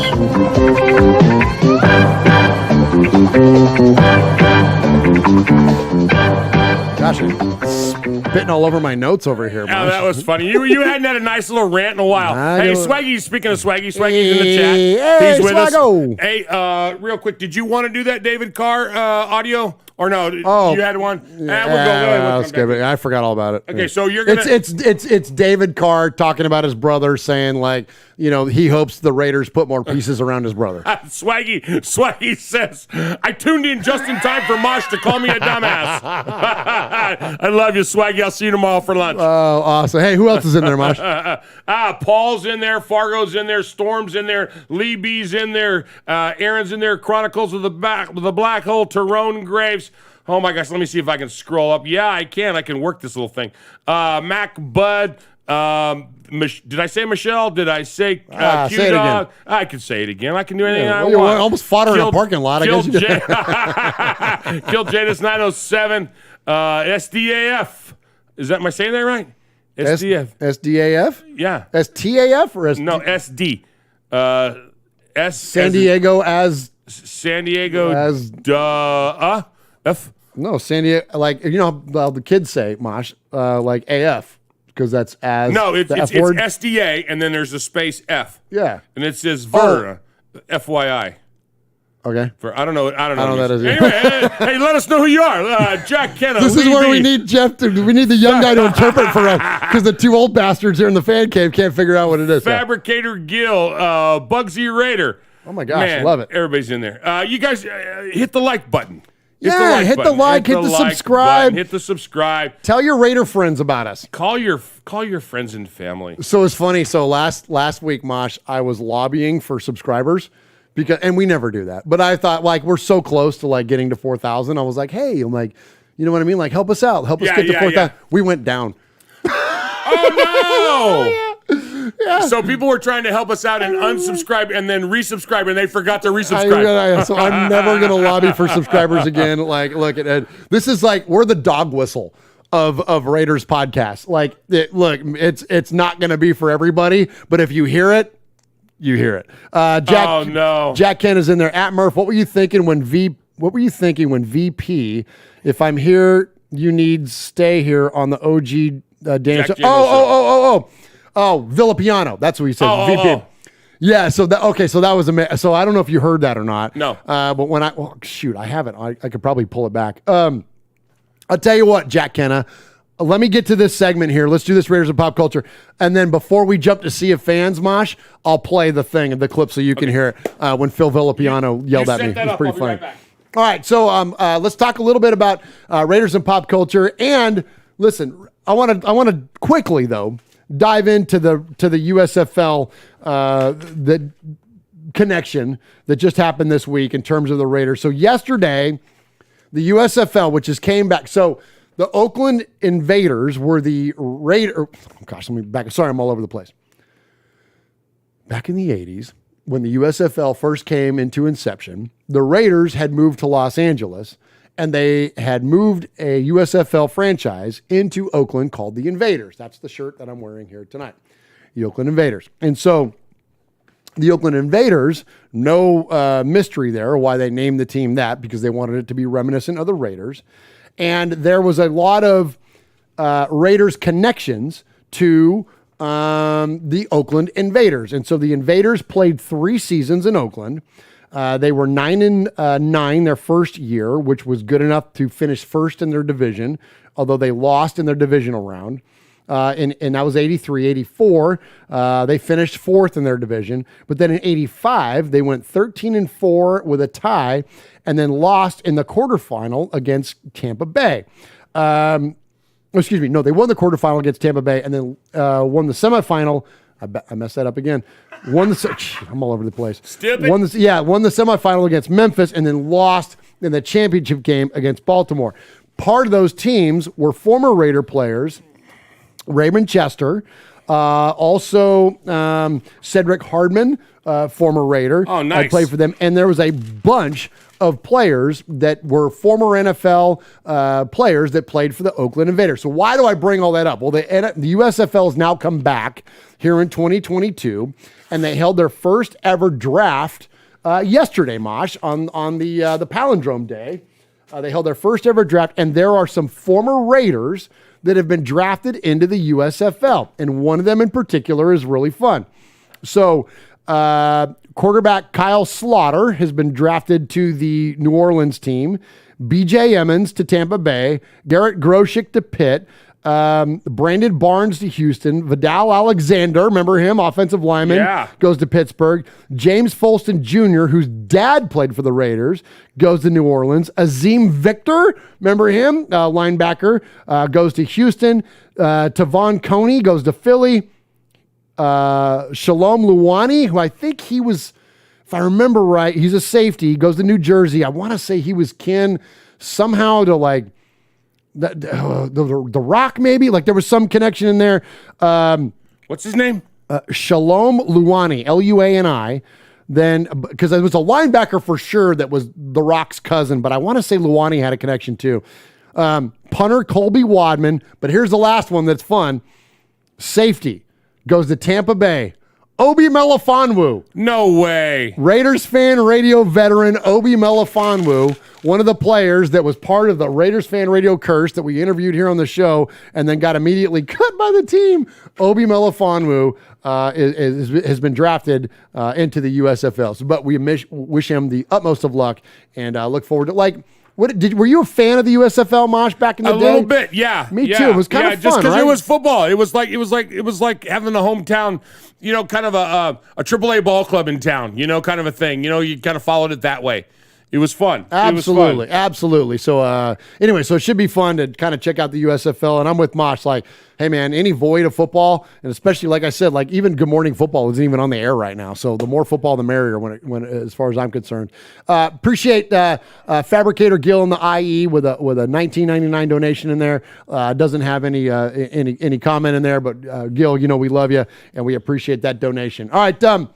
So let's do some Raiders and pop culture, and then I'm going to get to that Villapiano soundbite there. But let's get into this. So Raiders and pop culture, we're going to feature one of the greatest, one of the all-time greatest of the Raiders. We're talking about number 24, cornerback / safety, Charles Woodson. Come on. Few years ago, and by a few I mean like 10 or so, Mosh and I are sitting on the couch, and we're like, there's nothing on. And Mosh goes, Daytona 500's on. You want to watch that? And Mosh and I watched start to finish the entire Daytona 500. And loved it. Loved it. And at the end of the race, declared ourselves officially NASCAR fans. You know how many Daytona 500s I've watched since then? As many as we had up to that point. None. I've never. I thought we were going to be the biggest damn NASCAR fans in the world. I'm like, we live in the South. I'm like, this would be awesome. We would turn it on and we'd go like, okay, where's Danica Patrick? Is she in a swimsuit? Wait, what the hell? No, okay. Yeah. Women's tennis is on. Like Uncle Murph used to say, I'd rather watch Canadian women's volleyball than watch NASCAR. Yeah, anyway. So, all right, so we haven't watched NASCAR, but I did pay a little bit of attention to NASCAR this week because the Daytona 500, which is their Super Bowl, it's their biggest race of the year. Which is funny because it's the first race of the year. No, it's not even for a championship. It's just whatever. Okay. Respect, whatever. I do your thing, NASCAR. Seriously, because we had fun when we did it. We really did have fun. And we even went to a couple of races. I've been to the Talladega 500. Yes. Because my dad was a NASCAR guy. And so we went to Talladega and had a blast. It was fun. And I'm a car guy. Yeah. I love hot rods. NASCAR. All right. But that said, part of the Fox broadcasting team, and especially for college football, is the GOAT, 24, Charles Woodson. Right.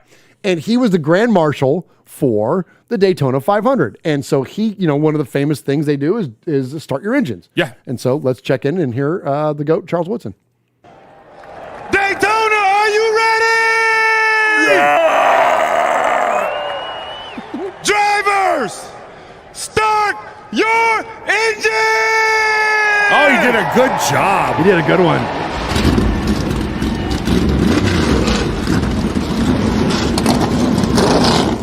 Oh, I love that. You got to love that. It's so cool. So cool. So cool. Yeah. All right. Okay. Yeah. Well, all right. Raiders and pop culture. That's our salute to NASCAR. All right. NASCAR. And isn't that funny how I don't have nothing against NASCAR. Nothing against NASCAR. It just doesn't grab me. It just doesn't. It's. I don't know. Like NASCAR to me is like bowling. It's like golf. It's like, look, I couldn't drive a race car 200 miles an hour. And it takes an incredibly high level of skill, just like it takes to hit a golf ball or, like I said, or bowling or whatever. But it's a skill. It's not an athletic event. And you hear people say, the drivers, they get hot and they get I agree, but they don't have to jump. They don't have to be strong. They don't okay, you got to hold the steering wheel. I get you got to be strong. But it's it's there's not an explosiveness to them there is behind an NFL athlete. And that doesn't disparage them at all. Like, that's not knocking, like you said. Well, their ability is amazing. I couldn't do it either. I think but today, it's different. I think today in history, when I was doing my research on that, I think today Richard Petty won the Daytona 500. Did he really? Yeah. I don't know. I don't remember what year, The like king, Richard Petty, 1965 the or king. something like that. But you know what's really funny is we have a friend. We got one. We got a friend. He probably doesn't even know that we do this. Last time I think that either of us saw him, you saw him at his wedding, Lucas. Oh yeah, his dad used to say that NASCAR is the only true sport. Everything else is a game. And I was like, wait, how can you argue? And he's a big that? baseball and guy. And grew up biggest hockey, baseball guy. biggest baseball. But I was like, nah, I don't buy that. I don't buy that. Nah, I don't buy it. I look at NASCAR like NASCAR's a lot like cream of wheat. You need it. It's sustenance. You got to. If it's there and you have nothing else to eat, you can't even get milk toast. There's nothing available, and it's just cream of wheat. And I'm not talking with sugar or any kind of good stuff. Cinnamon and stuff. Yeah. It's just cream of wheat. Yeah. So you do it so you can go and play and then have a hell of a lunch later. And you don't ever go and order cream of wheat. You don't ever buy. No one's ever ordered cream of wheat. You don't at a order restaurant. cream of wheat. You don't buy cream of wheat on purpose. And there's nothing against those people that like cream of wheat, just like there's nothing against those people that like NASCAR. Do your thing. That's your thing. Do your life. It's just not us. Yeah. No. Yeah. Turn left. Yeah. Again. And again. 5 times at Daytona. They And turn again. 5 times. Oh my God. It's not Well, even a true oval. I mean, because turning 4 wouldn't be exciting. No, it'd be a short track. Okay. No, I gotta say Bristol's a little more. Let's stop talking about NASCAR. Can we move on? Let's go back. Here at the top of the show. I'm gonna right. So here's the reference point. So I was on with OG Daniel on the Chronicles of the Black Hole. It's me and Daniel and Captain Jack, who you're gonna hear from Captain Jack later. Yay! It's me and Daniel, Captain Jack, and the legendary Phil Villapiano. And I had to get going. And so I wanted to pose a question and announce at the same time that I needed to get going. So I'm going to play this, and then Uncle Mosh after that. Let's take us into the Sea of Fans mailbag. I have a question. I got to get going in just a minute, guys. If Phil, I'd like to ask you. Excuse me. Yes, sir. You think I don't got to get going? You're allowed. You stay as long as you want. No, I'm telling you, you stay too. Oh, I want you there. All I right. feel comfortable. All right. Murph, sit the fuck down. I don't care if you're fucking staying because as You're long staying, Murph. Ask the question. All right. Murph, what's your question, Murph? My question is this. Oh my gosh. That is so funny. There he is, fading, looking. He's under the gun. He's tied, he throws. It is.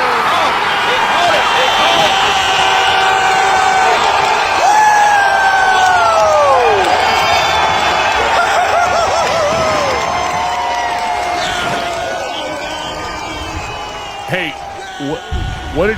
why'd you have to leave? I had a date. Oh. I had a date. Yeah. Yeah. Jack wouldn't know about that. No. Oh, have you seen him? Okay, here we go. Oh, Mosh. Okay, all right. So, all right. Fargo Raider says he loves that so much. Appreciate that. All right, so here we are at the Sea of Fans mailbag. Yep. You can contact the show a multitude of ways. That is by calling the show at 909-345-3346. That's 909-345-3346. Or you can email the show at show@RaidersFanRadio.com. That is SHOW @RaidersFanRadio.com. And if we play your message on the show 3 times or more, you can become a made man or a made woman. Or if you email the show an indefinite amount of times, you can become a made man or a made woman. And so last week we kind of joked, Mosh. We called this the Sea of Fan mailbag. And so we're only just barely ahead of that to go see if fans tonight, because of course we have the stalwarts, which are Paul on the emails, and it is Capo on the voicemails, and then just one other email and one other voicemail. But needless to say, we are so appreciative of those of you that have called in and emailed the show. So, Uncle Mosh, who do we have tonight? Tonight, we start off with yours truly, Matthew Mangus. Hello, RFR family. Another off season, another year of hearing the BS claims that Carr is going to be traded. The latest rumor is we trade Carr to the Steelers for 3 first-round picks.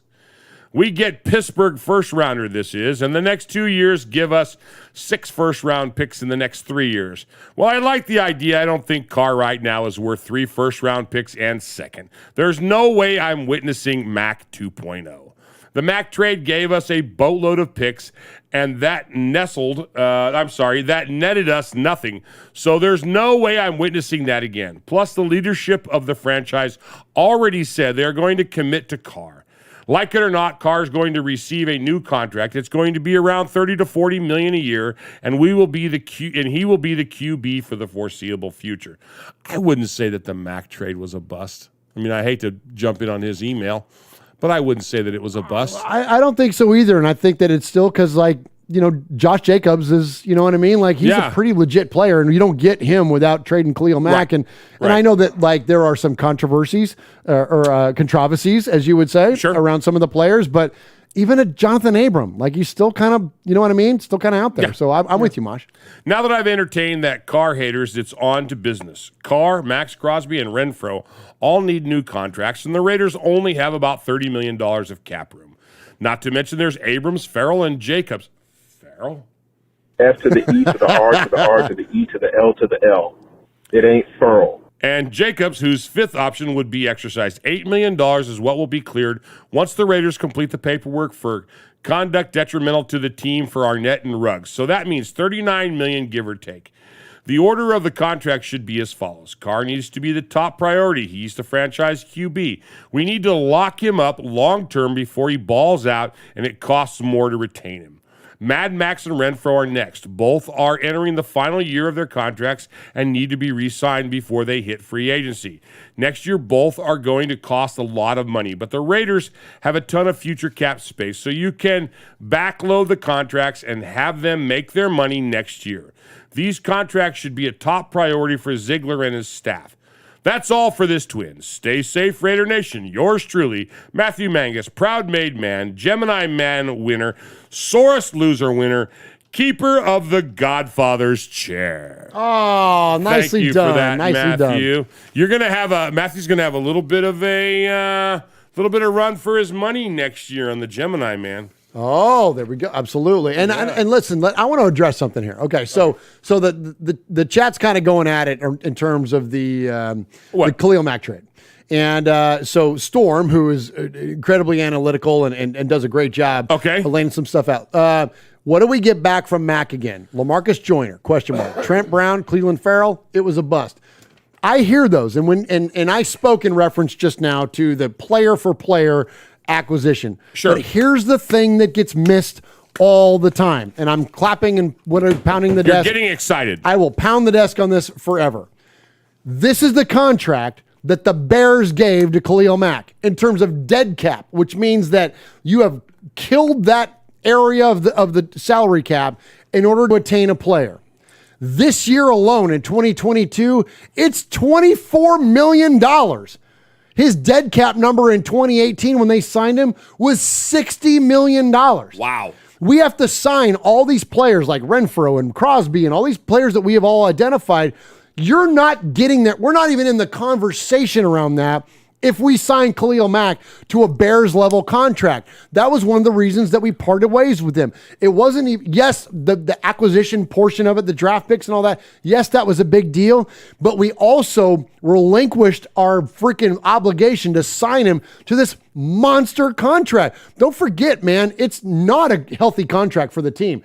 And the Bears have the luxury of drafting a young player, which is you can afford to overload on your defense and put out a bunch of money when you've got a rookie quarterback because you're not paying him anything. Well, guess what? We're paying Derek at the time $25 million. Now we got to pay him another whatever.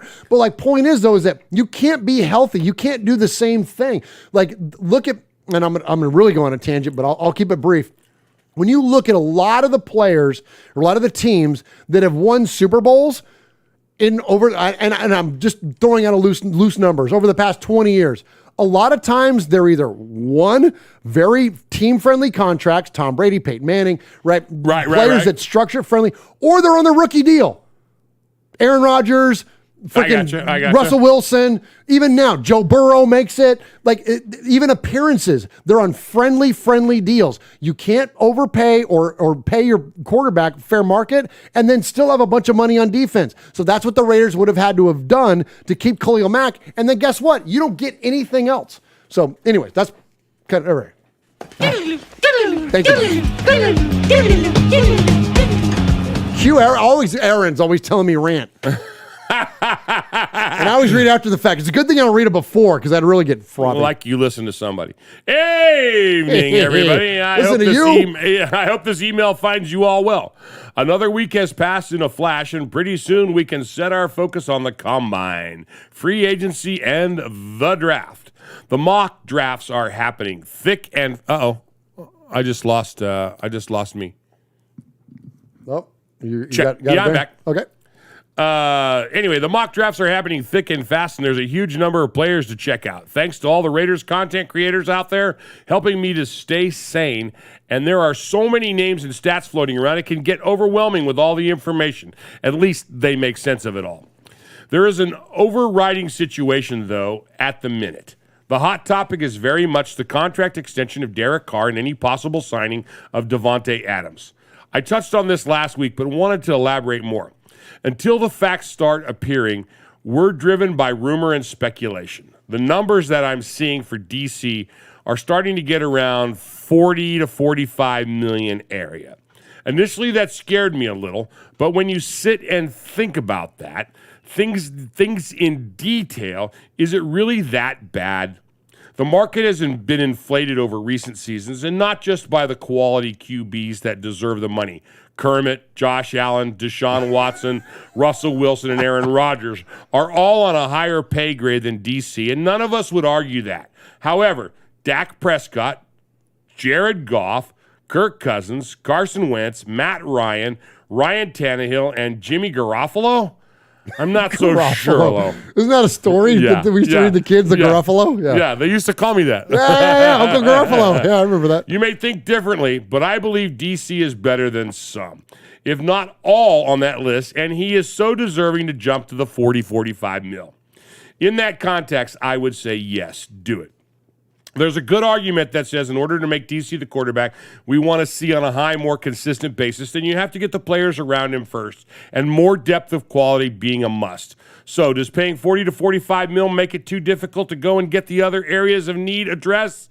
The salary cap increase will help a little in this regard, but it is a genuine concern. So if it becomes detrimental to the building of the roster, then should we just trade him and take a punter for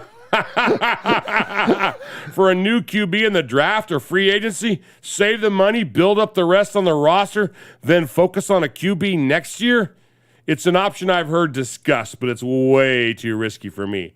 Add to this that DC said a while ago, and I'm paraphrasing here, it's not about the money, it's about winning. Also, I want to win as a Raider, and if I can't play for the Raiders, I don't want to play for anyone else. Yeah. It could be time to prove it because any deal may need to be team-friendly.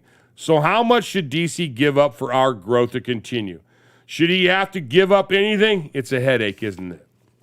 I don't doubt the guy's loyalty to the cause. Hell, there's many a player would have left years ago with the amount of crap he's had to deal with. And he knows we aren't that far away from being a real contender. We've just had a pretty decent year without any real leadership with respect to Coach Bisaccia's efforts, and DC now has a head coach that thinks more like a QB, so that's a huge benefit to him. When all the cards have been dealt, I believe we will extend his deal for at least 3 more years, and I think it's the right decision, but only because there's no viable, sensible solution at this point in time. My concern is that it could be to the detriment of others like Max Crosby, Darren Waller, and Hunter Renfrow, who have to be paid what they are worth. If there's any risk of losing any of them because of it, then I hope the new regime think about that very carefully. We're led to believe that Mark Davis and Dave Ziegler have a dollar number and length of contract that they won't go past. So it's not a certainty by any means. Whatever happens, the most important thing is the whole scenario isn't the individual, it's the Raiders. So do whatever it takes to get us back where we belong. Which brings me around to Davante Adams. Oh, let's go. Do I want him to be a Raider? Yes. You're damn right I do. If a superstar becomes available, then it would be negligent not to explore the possibility. But I don't see any way the deal can be done on a financially sound basis. Plus, the draft and free agency are deep with alternative options for us to explore. It's a nice idea, and to see him in silver and black would be a beautiful thing. But don't hold your breath, folks. I can't help feeling that Al Davis would have signed both Carr and Adams, though, regardless of the cost, wouldn't he? Finally tonight, and after last week's Sizzlergate drama, I thought it was time for a Sizzler scoreboard update. Oh, nice. We haven't had one of these in a while. There have been 140 shows with 146 awards handed out. Nice. 172 if you include the no longer eligible. Okay. There have also been 48 different winners. 56 if you include the no longer eligible.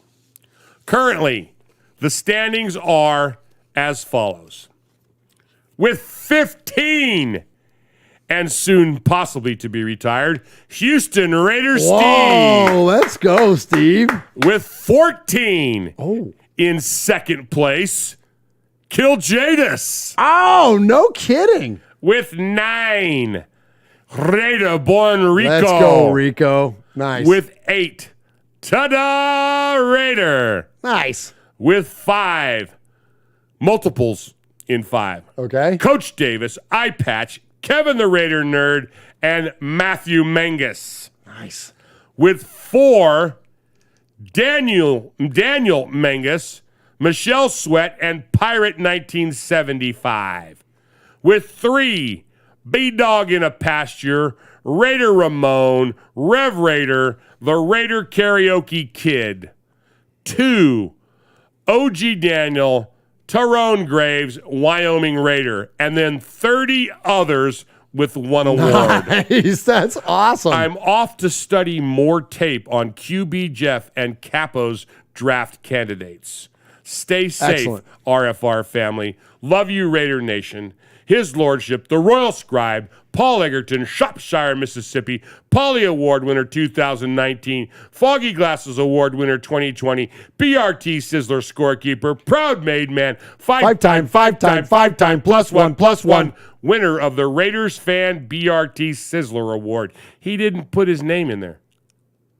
We probably did, but I might have cut it off. No, he didn't put his name in there as for having won 7. Oh. Well, Yeah. congratulations, Paul. Congratulations, Paul. You've won 7 of those. Well, actually, you've won 5-time plus one. Paul. Paul,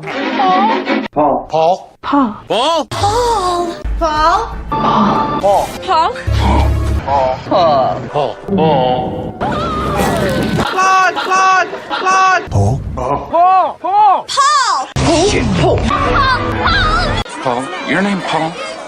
Paul. I met him with Paul. Who? Paul. Paul, yes, Paul. Paul's not here. Hey, Paul. Paul. Hi. I'm Paul. Appreciate you, Paul. Always with the amazing insight there. And yeah, congratulations to all those Sizzler Award winners. So what we do around here at Raiders Fan Radio is the best of the emailers or phone callers. We give you a Sizzler Award. Actually, Uncle Mosh announces that at the end of the segment. Yeah, and I'm sorry for being gone and having contravesty because my buddy the idiot couldn't figure it out.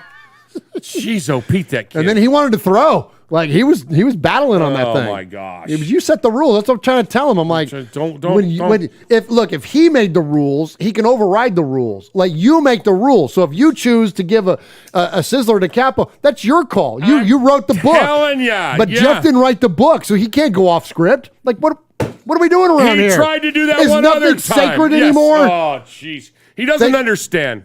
Thank you, Julian Cardenas. He says, love you guys. Keep up the good work, man, with a $10 donation. We appreciate that very, very much. 100% of that money goes to the One Nation Foundation. And also, Mosh, Foxy Scorpio with a $10 donation. Aww. Says, let's cook the books, Bernie Madoff style. F the cap. That's the thing. So Ron the Materator earlier in one of our chats said the cap is an illusion. And it kind of is. I mean, look, the Chiefs are paying their quarterback literally $500 million. Seriously. You can figure out a way to make the cap number work. Listen, I think it is 100% all in for the Raiders on Devontae Adams if the Packers don't franchise tag him. Oh. It's Derek Carr's best friend. What have we all been saying forever? Get Derek Carr, Adams, yep. Get him a freaking number one wide receiver, and he's arguably the best number one wide receiver in the entire league, and he's Derek's best friend. It writes itself. Like, make it go. Make it go. So let me ask you a quick question before you move on. Please. You think Waller's going to be back? I know that's off the rails, but there's a lot of talk around that.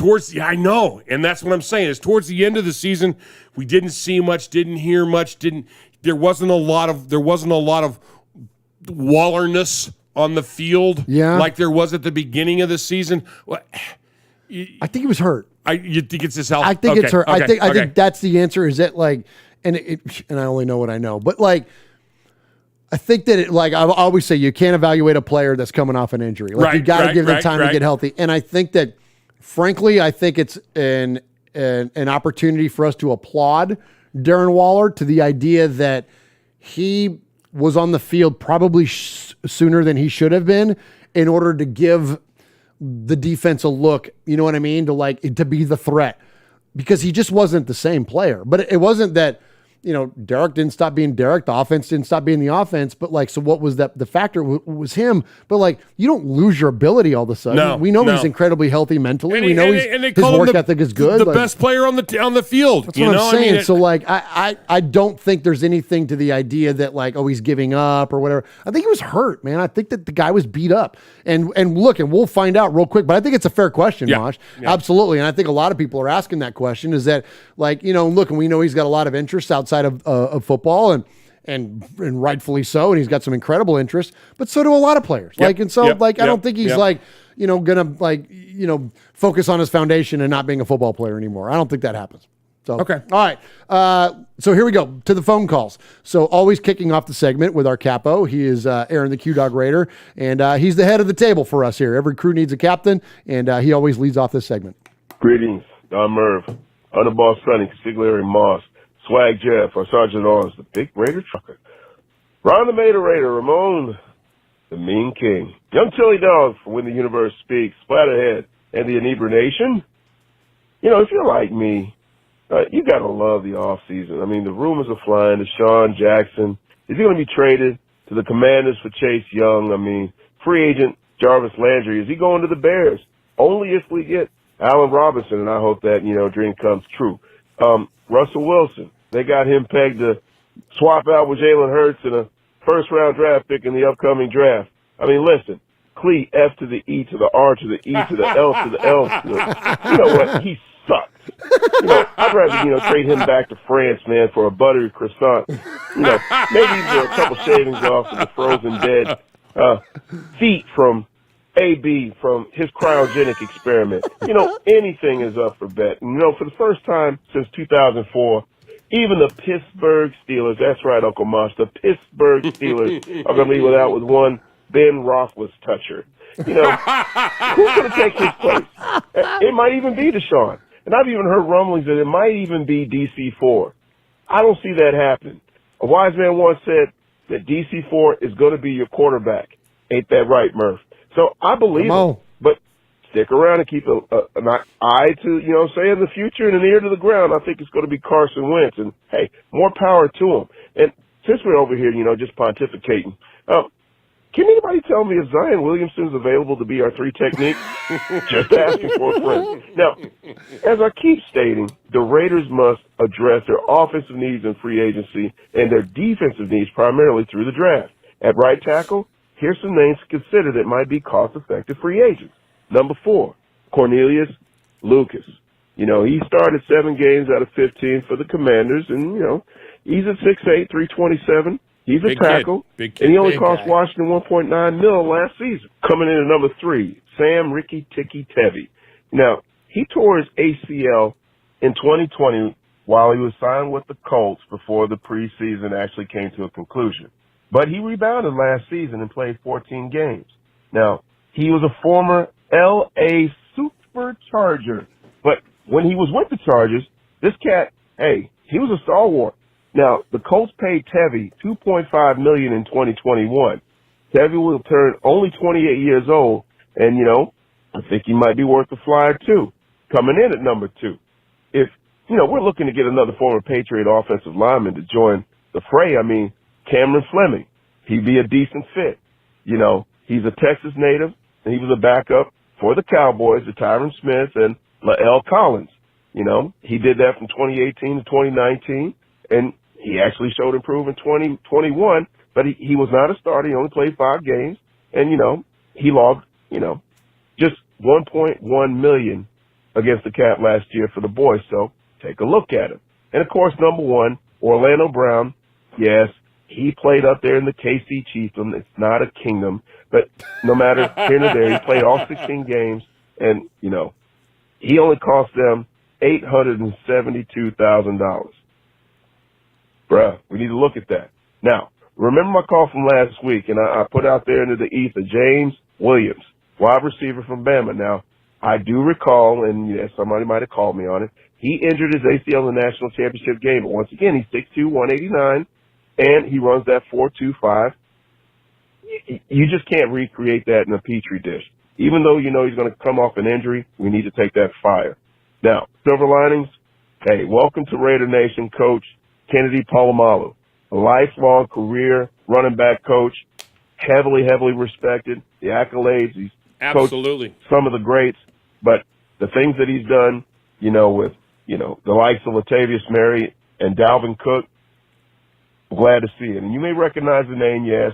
Though he's follically challenged, he is the uncle of that luxuriously coiffed Troy Polamalu from the Butter and Black or the Butter and Coal, whatever. They suck. Welcome to Sin City. The hit list: Jackson Mahomes, Tyreek Hill, Daniel Snyder, A.B., Roger Goodell, Jim Rome, Mike Wilbon, Jason Whitlock, Aaron Rodgers, and Insurrectionalists.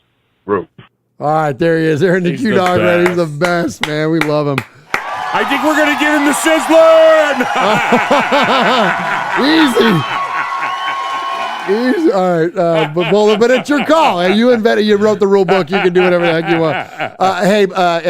And thank you, Capo. Not to gloss over Capo's call because it was amazing as usual. But Dustin Enya in the chat, $50 donation to the One Nation Foundation. That is absolutely amazing. So much respect. Thank you Dustin. so much for that. 100% of that money goes to the One Nation Foundation.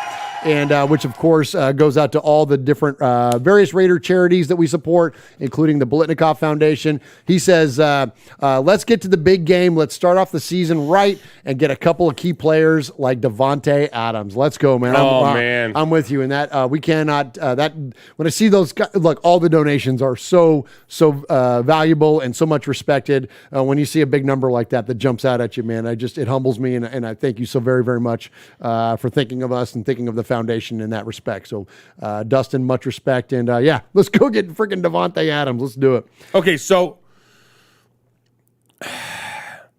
there's a famous quote from wrestling, and I'm not talking about WWE wrestling. I'm not talking about real sports. wrestling. I'm talking about sports entertainment. I'm talking about real wrestling. Okay. And there was a guy. Some of you know the name Dan Gable. Oh yeah. Mm-hmm. He wrestled and he coached Iowa for all those years and everything.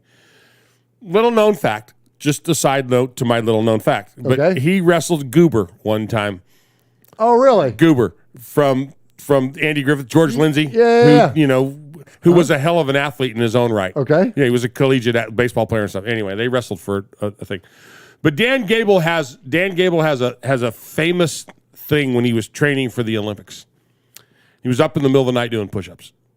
And his buddies were like, Gable, it's 3 o'clock in the morning. What are you doing? And he goes, I'm thinking about what the Russians are doing. And he went back to doing his push-ups. So I'm sitting here thinking we're doing all this stuff, and I'm thinking, what do you think Derek Carr's doing right now? What is Derek Carr doing? Did you just equate him to the Russians? No, I'm not equating Derek Carr to the Russians. Try to do annex Darren Waller's contract. It has nothing to do with Ukraine. I want to know. I mean, what are they doing right now? What is Derek Carr doing right now? Hanging with the you have probably in the bank. You have so much money in the bank that you can't put it in one bank because it can't be guaranteed through the FDIC. Right. Yeah. So you have multiple accounts. You have homes and you have foundations and you have spread the wealth and you're a good solid guy. But what is he doing on a Wednesday night? What is he doing? Is he playing Nintendo on his 197-inch television? What is he doing? I think so. I think he's playing with his kids. I mean, what is he doing? I think that's it. Because remember, he's got a young family. Do you think he's on the phone with his buddy? He's got a bunch of kids. I think he's just hanging out. He's playing. He's enjoying it at home life. Yeah. Yeah. Maybe getting the word later. Like, you know what I mean? Is he working out? Is he thinking about football? Oh, wait, actually, hold on. Here it is. Jack Kenna says, LOL, Carr is probably adding kids. His name is not Derek Rivers. Or Sonny Carr. All right, so here we go. Let's get into the next call. Let's hear from our so I mentioned Captain Jack, that we did the joint appearance on OG Daniel's show on Chronicles of the Black Hole. And so on the aftermath of that, Captain Jack called us. And so first ever call from Captain Jack Rackham. Of course, we've met Jack numerous times at Bolitnikoff and other various Raider events. And so thankful to announce him now as a participant. Here's a caller for Raiders Fan Radio. Yargo, you bastards out there. It's me, Captain Jack. If you don't know my voice, well, shame on you. You haven't been paying attention. Now that I got that out of the way and I can actually go to my voice where I don't blow out my friggin' veins in my neck talking. Good evening, folks. Captain Jack here. Just wanted to let sure that you guys know, mates and wenches, all, that, hey, the Raiders are on their way to doing things the right freaking way. I'm not sure if I'm allowed to cuss on this channel, so that's why I'm going to keep it on the PG level, which, as you know, for Captain Jack is kind of saying a lot. Anyway, we're here. We're about 2 weeks into the patronization of Raider Nation with Josh McDaniel and their crew. And all of these people that are just, going out of their frickin' mind because, oh my God, how can we let the team go over to the quote-unquote Patriot way? And by the way, that'll be the last time I say that, because as I say on my show, it's the new Raider way, or the way we should have been doing things for the last 30 frickin' years. And, that's no disrespect to the great patriarch Al Davis. But again, the Raiders are coming into their own. They're going about doing things the right way. For the first time in forever, they have an assistant general manager. Wow, amazing how that is. And they actually toyed with the fact of possibly even having an assistant defensive coordinator, but unfortunately Sean Desai went with the Sea Chickens. Oh well, his loss. But I'm digging the fact that we are getting a plethora, there's your big word for the day, folks, plethora of coaches who actually know what the hell they're doing. You hire great people from the Patriots, and I'm going to go back to where we should be calling them, in McDaniels and, his protege in crime, Ziegler. And I like that combo. And then you get like Bracilli, who I believe is the offensive line coach. You get Lombardi as the offensive coordinator, somebody that McDaniel can work with. And then, you're set there. You have Edgar Bennett in there as a wide receivers coach. He's done sorry to say, he did a decent job last year, especially considering that all of the ramifications of losing his number one. And I think we're good to go there. Obviously, we still have some more positions to fill out, but the things I'm digging as well, and I've said this forever, is like, it's not who the Raiders have as their coach that bothers me. It's who they're going to have. Google Voice.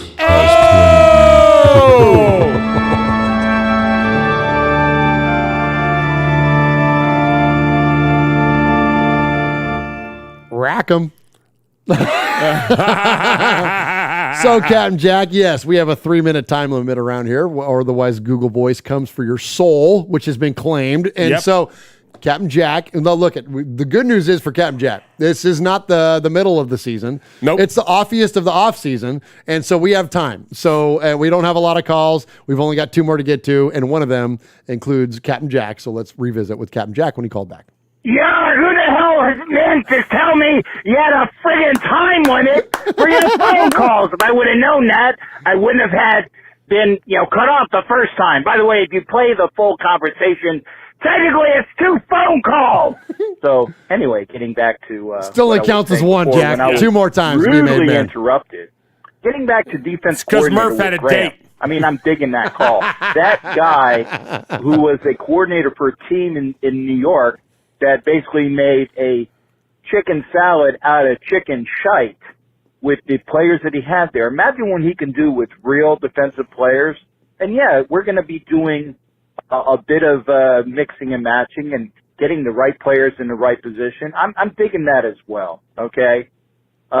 We got I guess we can call him, was it the stupid one? Because the fat one is Rex. Anyway, if you ever know the story about, Buddy Ryan saying, which of my sons you're talking about, the stupid one or the fat one? Well, allegedly the stupid one, a.k.a. Rob Ryan, is who he was talking about. But, I'm digging Rob Ryan coming in as a senior defensive assistant that can help out, okay? And, that in itself would be great. Rob Marinelli is, retiring, and, it's time to put the old boy out to pasture. And I'm good with that as well. But hey, if we get Carter on the defensive line, and I know that he was in for an interview, I'm not sure if they've actually ever signed him to be the defensive line coach. I'm good with that as well. Former Raider blood here. So again, technically this is my second call when you actually air it. That's 1. I'm digging what I'm seeing. And yeah, Derek Carr is going to be the quarterback. Give him an extension, 2 years. And then, by God, please, draft a friggin' quarterback. You're going to need one eventually. Don't be let out like the frickin' Steelers that had Ben Rapist Pervert forever and ever as their quarterback without a backup plan. Literally a backup plan. Oh. Get Carr, somebody to sit behind him, learn the friggin' system. That's all. It's Captain Jack. And when I say go, they'll make you walk the friggin' plank. And yes, you can find me on my YouTube channel as well. Yeah! Let's go. Captain Jack, The only thing that would have been better is if Google would have got him a second time. Man, Captain Jack, you're awesome, brother. That was great. Thanks, Jack. Keep those coming, man. So when we've played the callbacks a couple of times. Sure. But it's still only just a 1 call. Yep. As far as your accrual towards a made man, call us back 2 more times. So one of the things I loved there was that he said there was a stupid one and a fat one. And it reminded me of 3 jackasses and an idiot, which I'm sure it reminded you as well. So before we get to the last call, Mosh, tell them about that. So my mom, our family was pretty irreverent. If you haven't noticed. Yeah, if you haven't noticed, our family, nothing, there was no holds barred. Yeah. Max, there was no holds barred ever. Jeez. So we would take shots, So I remember one time it was your dad and your mom and my mom and then my brother and his new wife. There was the 5 of them in the car. Okay. Right? And they were driving to Lake Tahoe. It was my Uncle Bruz and his wife, Terry, at the time. That's when they were going up there to get married, right? And they're driving, it's a 4.5-hour drive from the Bay Area to Tahoe, and then somebody says, your dad says, yeah, I heard that 1 out of every 5 people is mentally unhinged. And so my brother says, well, there's 5 of us in the car. Let's take a vote on who's unhinged. Okay, so they pass out paper. So everybody writes down on the paper, and they're reading them. And the first one, Bruz.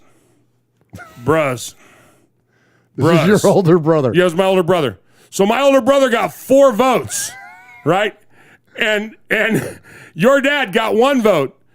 And everybody goes, oh, yeah, that's funny. And everybody, Bruz voted for Bruce. And your mom goes, no, he didn't. I voted for your dad. So that meant my brother voted for himself. Yeah. So later, my mom goes, damn. She goes, it's just like me to give birth to three jackasses and an idiot. And she never told us who the idiot was. We assumed it was Bruz, but he was smart. So it wasn't him. And then she goes and dies and never told us who the idiot was. So to this day. So to this day, we all have our speculations, but we'll never know. Yeah. Moving right along. 3 jackasses and an idiot. Or as Cam Jack says, the fat one and the stupid one. Oh my God, that was pretty funny. That was pretty funny. All right, last up. Okay, so I got to give you some backstory on this one, Mosh, and then we got to get out of here. We're running late tonight. Oh my gosh. So the Kill Jadis, the famed around here, Kill Jadis, the caller, does his Macho Raider. Right. Macho Raider Savage. Yeah, does his call. Love it. So he did Macho Man Raider Savage Addiction Therapy. And sent this to me, and it was a highly produced phone call, and it got glossed over, and I didn't play it for like a few weeks, and he basically implored and said, Murph, I worked real hard on that thing. Will you please play that call? So this thing dates back, like, I don't know. It's a lot. Like, there's a lot going on in this thing, but here it is. Okay. Here's Kill Jadis so I'm going to give you the setting. It's Macho Man Raider Savage at an addiction therapy, like an AA kind of thing. Okay, all right, here we go. Well, I guess I should get started. I'm Macho Man Raider Savage, and I'm addicted to eating Slim Jims. Macho Man Raider Savage. Well, yeah. I guess my addiction started when my team lost. I got really worked up, and I went overboard with the Slim Jims. My advocate told me I was going to go overboard, but I didn't listen, and it just took over. I trashed my apartment, my advocate's car. I even started making weapons on Slim Jims. And I finally realized that I went too far when I looked in the mirror and I didn't see any definition of my abs anymore. And I knew that I needed help. Dude, you suck. What? Well, what makes you so special? Brace your teeth. Yeah, tell him. I'm getting there, Dale Hall. Hi. I'm Trevor Case. But for some reason, people call me Casey. I'm addicted to getting chicks and scoring with them on my own dating TV show. Okay. My turn. Stop. I'm tired as hell. And I'm addicted to going fast. Tons of people who are slower than me and getting away with it. And beating up people who are younger than me. Kind of like this. Oh, stop, Tyrese. I'm going to tell my brother on you. Well, what about you then? You don't know me? I'm kind of well known. Fine. Hi-ho, my name is Jason, and I'm addicted to a lot of things, especially TikTok dancing on memorials of dead people. So he's doing Jackson Mahomes now. Yeah. Disrespecting people that I don't like. Just being a natural fuckboy. Wow, and I thought I was messed up. I'm just overrated, but you all are the worst. Yeah, well, you wouldn't be saying that if your back was turned so I could sucker slap you. Yeah, we should kick your ass. You're not worth my time. So who's in charge of this stinking addictions anonymous thing? Hi-ho. Of course. Brother, this guy was mean to me. Hey, Doc, we got the real ass wipe this time. Yeah, real butthole. Well, hello there, Macho Man. Dr. Patrick. I see you have decided to join our support group. Well, I'm beginning to think that I came to the wrong group. Now that I'm thinking of it, all you guys are wearing red and... As a welcome gift, I think we should deal some payback for what you did to me back in my office. My fellow Chiefs fans, use the chairs that you were sitting on. Oh yeah, cool. Ganging up on me all at once. Typical. Macho Man! Yo, Jadis! Here, take this! My old metal chair, and you brought your kendo stick! My car! You wrecked my car! He stole your car and drove into a building. That's so cool. That's right. Looks like we're gonna have a conference championship game after all. Well, let's whip their butts as we welcome a new coach. Ooh, yeah! Has the snow already set in Alaska? It's a lot. Wow.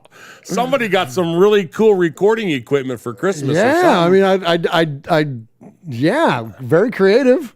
I applaud the production. Yeah, of it. I love Beavis and Butthead. I love a Beavis and Butthead. huge Beavis and Butthead. Me too. Absolutely. That's a lot going on. Yeah. Okay, there it is. That was Kill Jadis. There was so much there.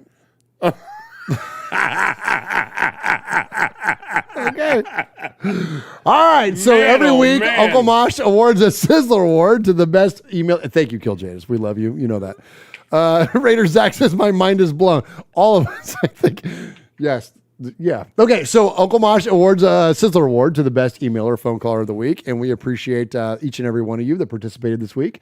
Don't forget to call us throughout the course of the week at 909-345-3346 or email at show@RaidersFanRadio.com. And Uncle Mosh, who wins this week? Okay. So we started the night off with Matthew Mangus. He had a nice little email in there. And he brought up some really good points. Paul, of course, gave us Paul did some research, got us his the Sizzler breakdown of who has won, who hasn't won, how many have won, the specials, the infamous, the troubles, and blah blah blah. And he had it all in there, and then he also had some stuff in there about football. Capo, of course, brought it like Capo always brings it. It was amazing. We heard from Captain Jack a couple times. And it only counts as one, Jack. Yeah, I make the rules, okay? I'm the rule maker, not the rule breaker. Are you seeing me? Oh, let's go. Kill Jadis. Wow. My favorite line in that whole thing, Kill Jadis, was the weapons out. You made weapons out of Slim Jims. Yeah. That was so fun. That was so fun. That was good. And I love the Beavis and Butthead voices. The great cornholio. TV for my bone. But tonight's Sizzler, we're going off the rails, Swaggy J. This is how you do it. Tonight's Sizzler goes to, are you ready? Goes to Murph for his rant about quarterbacks. I am the Sizzler.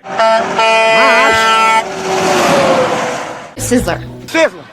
Sizzler. Sizzler. Sizzler. Sizzler. Wow. Yeah, you got it, buddy. That rant, I was dying. I had foggy glasses. I was crying. The chat was with me on that. You were killing it. Wow. You were going on and on and on. And I never give you the Sizzler. You don't deserve it. You're usually not that funny or that on target. But tonight you pulled out the stops. Mosh, it was really good. And, wow. I don't know what to do with Kill this. Jadis, sorry, buddy. There was no slam on you. You keep that stuff coming. It was Keep it, amazing. please, and absolutely, Jack Kill and Jadis. everybody. But you slayed me on your rant about quarterbacks. Thanks, Mosh. Thank you. So good job. We are Metallica, and we are here for your Oakland Raiders! You know why we out here, and we ain't playing around today. From The Walking Dead to errant Jedi Knights, Raiders fans are a rogues gallery.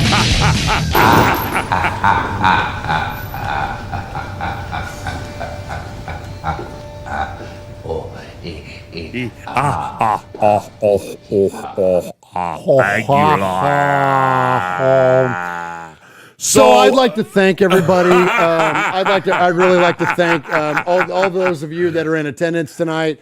I'd really like to thank Uncle Mosh. I'd like to thank everybody in the Academy that voted for me. I'd like to thank everybody that just made this evening just so special. And really, but I really want to use this platform to really just like jump off. And, you know, we just don't get a platform like this very often, Mosh. Yeah, So I'd really like to promote my foundation. And so if those of you, if you would be so kind, reach out to the One Nation Foundation, look at the different Raider charities that the foundation gives to. We would just be so appreciative of folks like you, like Dustin Enya, who gave $50 tonight to the donation. Yes, absolutely. This is really for you. This is the People's Choice Award. Really, none of this happens without you. So I just want to thank you so much. I'm so incredibly humbled, and so This is like I want to thank Kill Jadis. I want to thank Kill Jadis for not.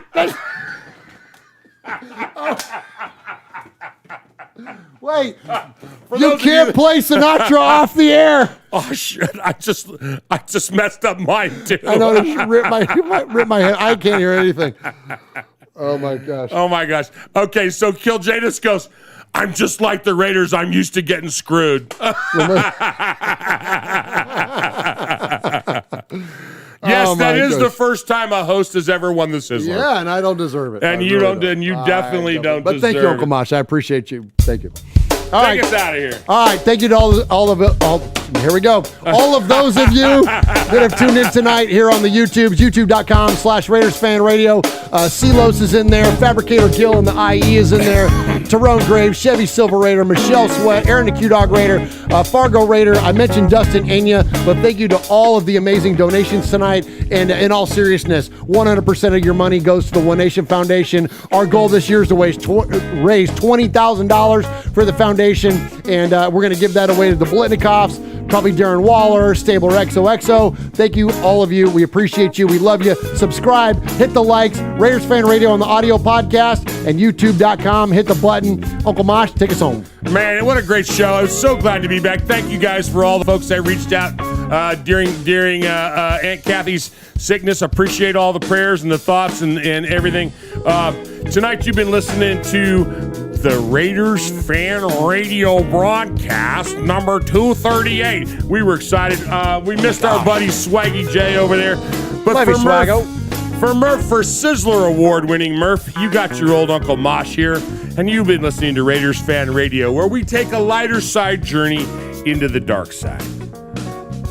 Don't worry about the horse being blind, just load the wagon. What happens in Vegas started in Oakland. Adios, malingerers. Get on YouTube! Oh my gosh, I gotta hit the button now. Hit the button.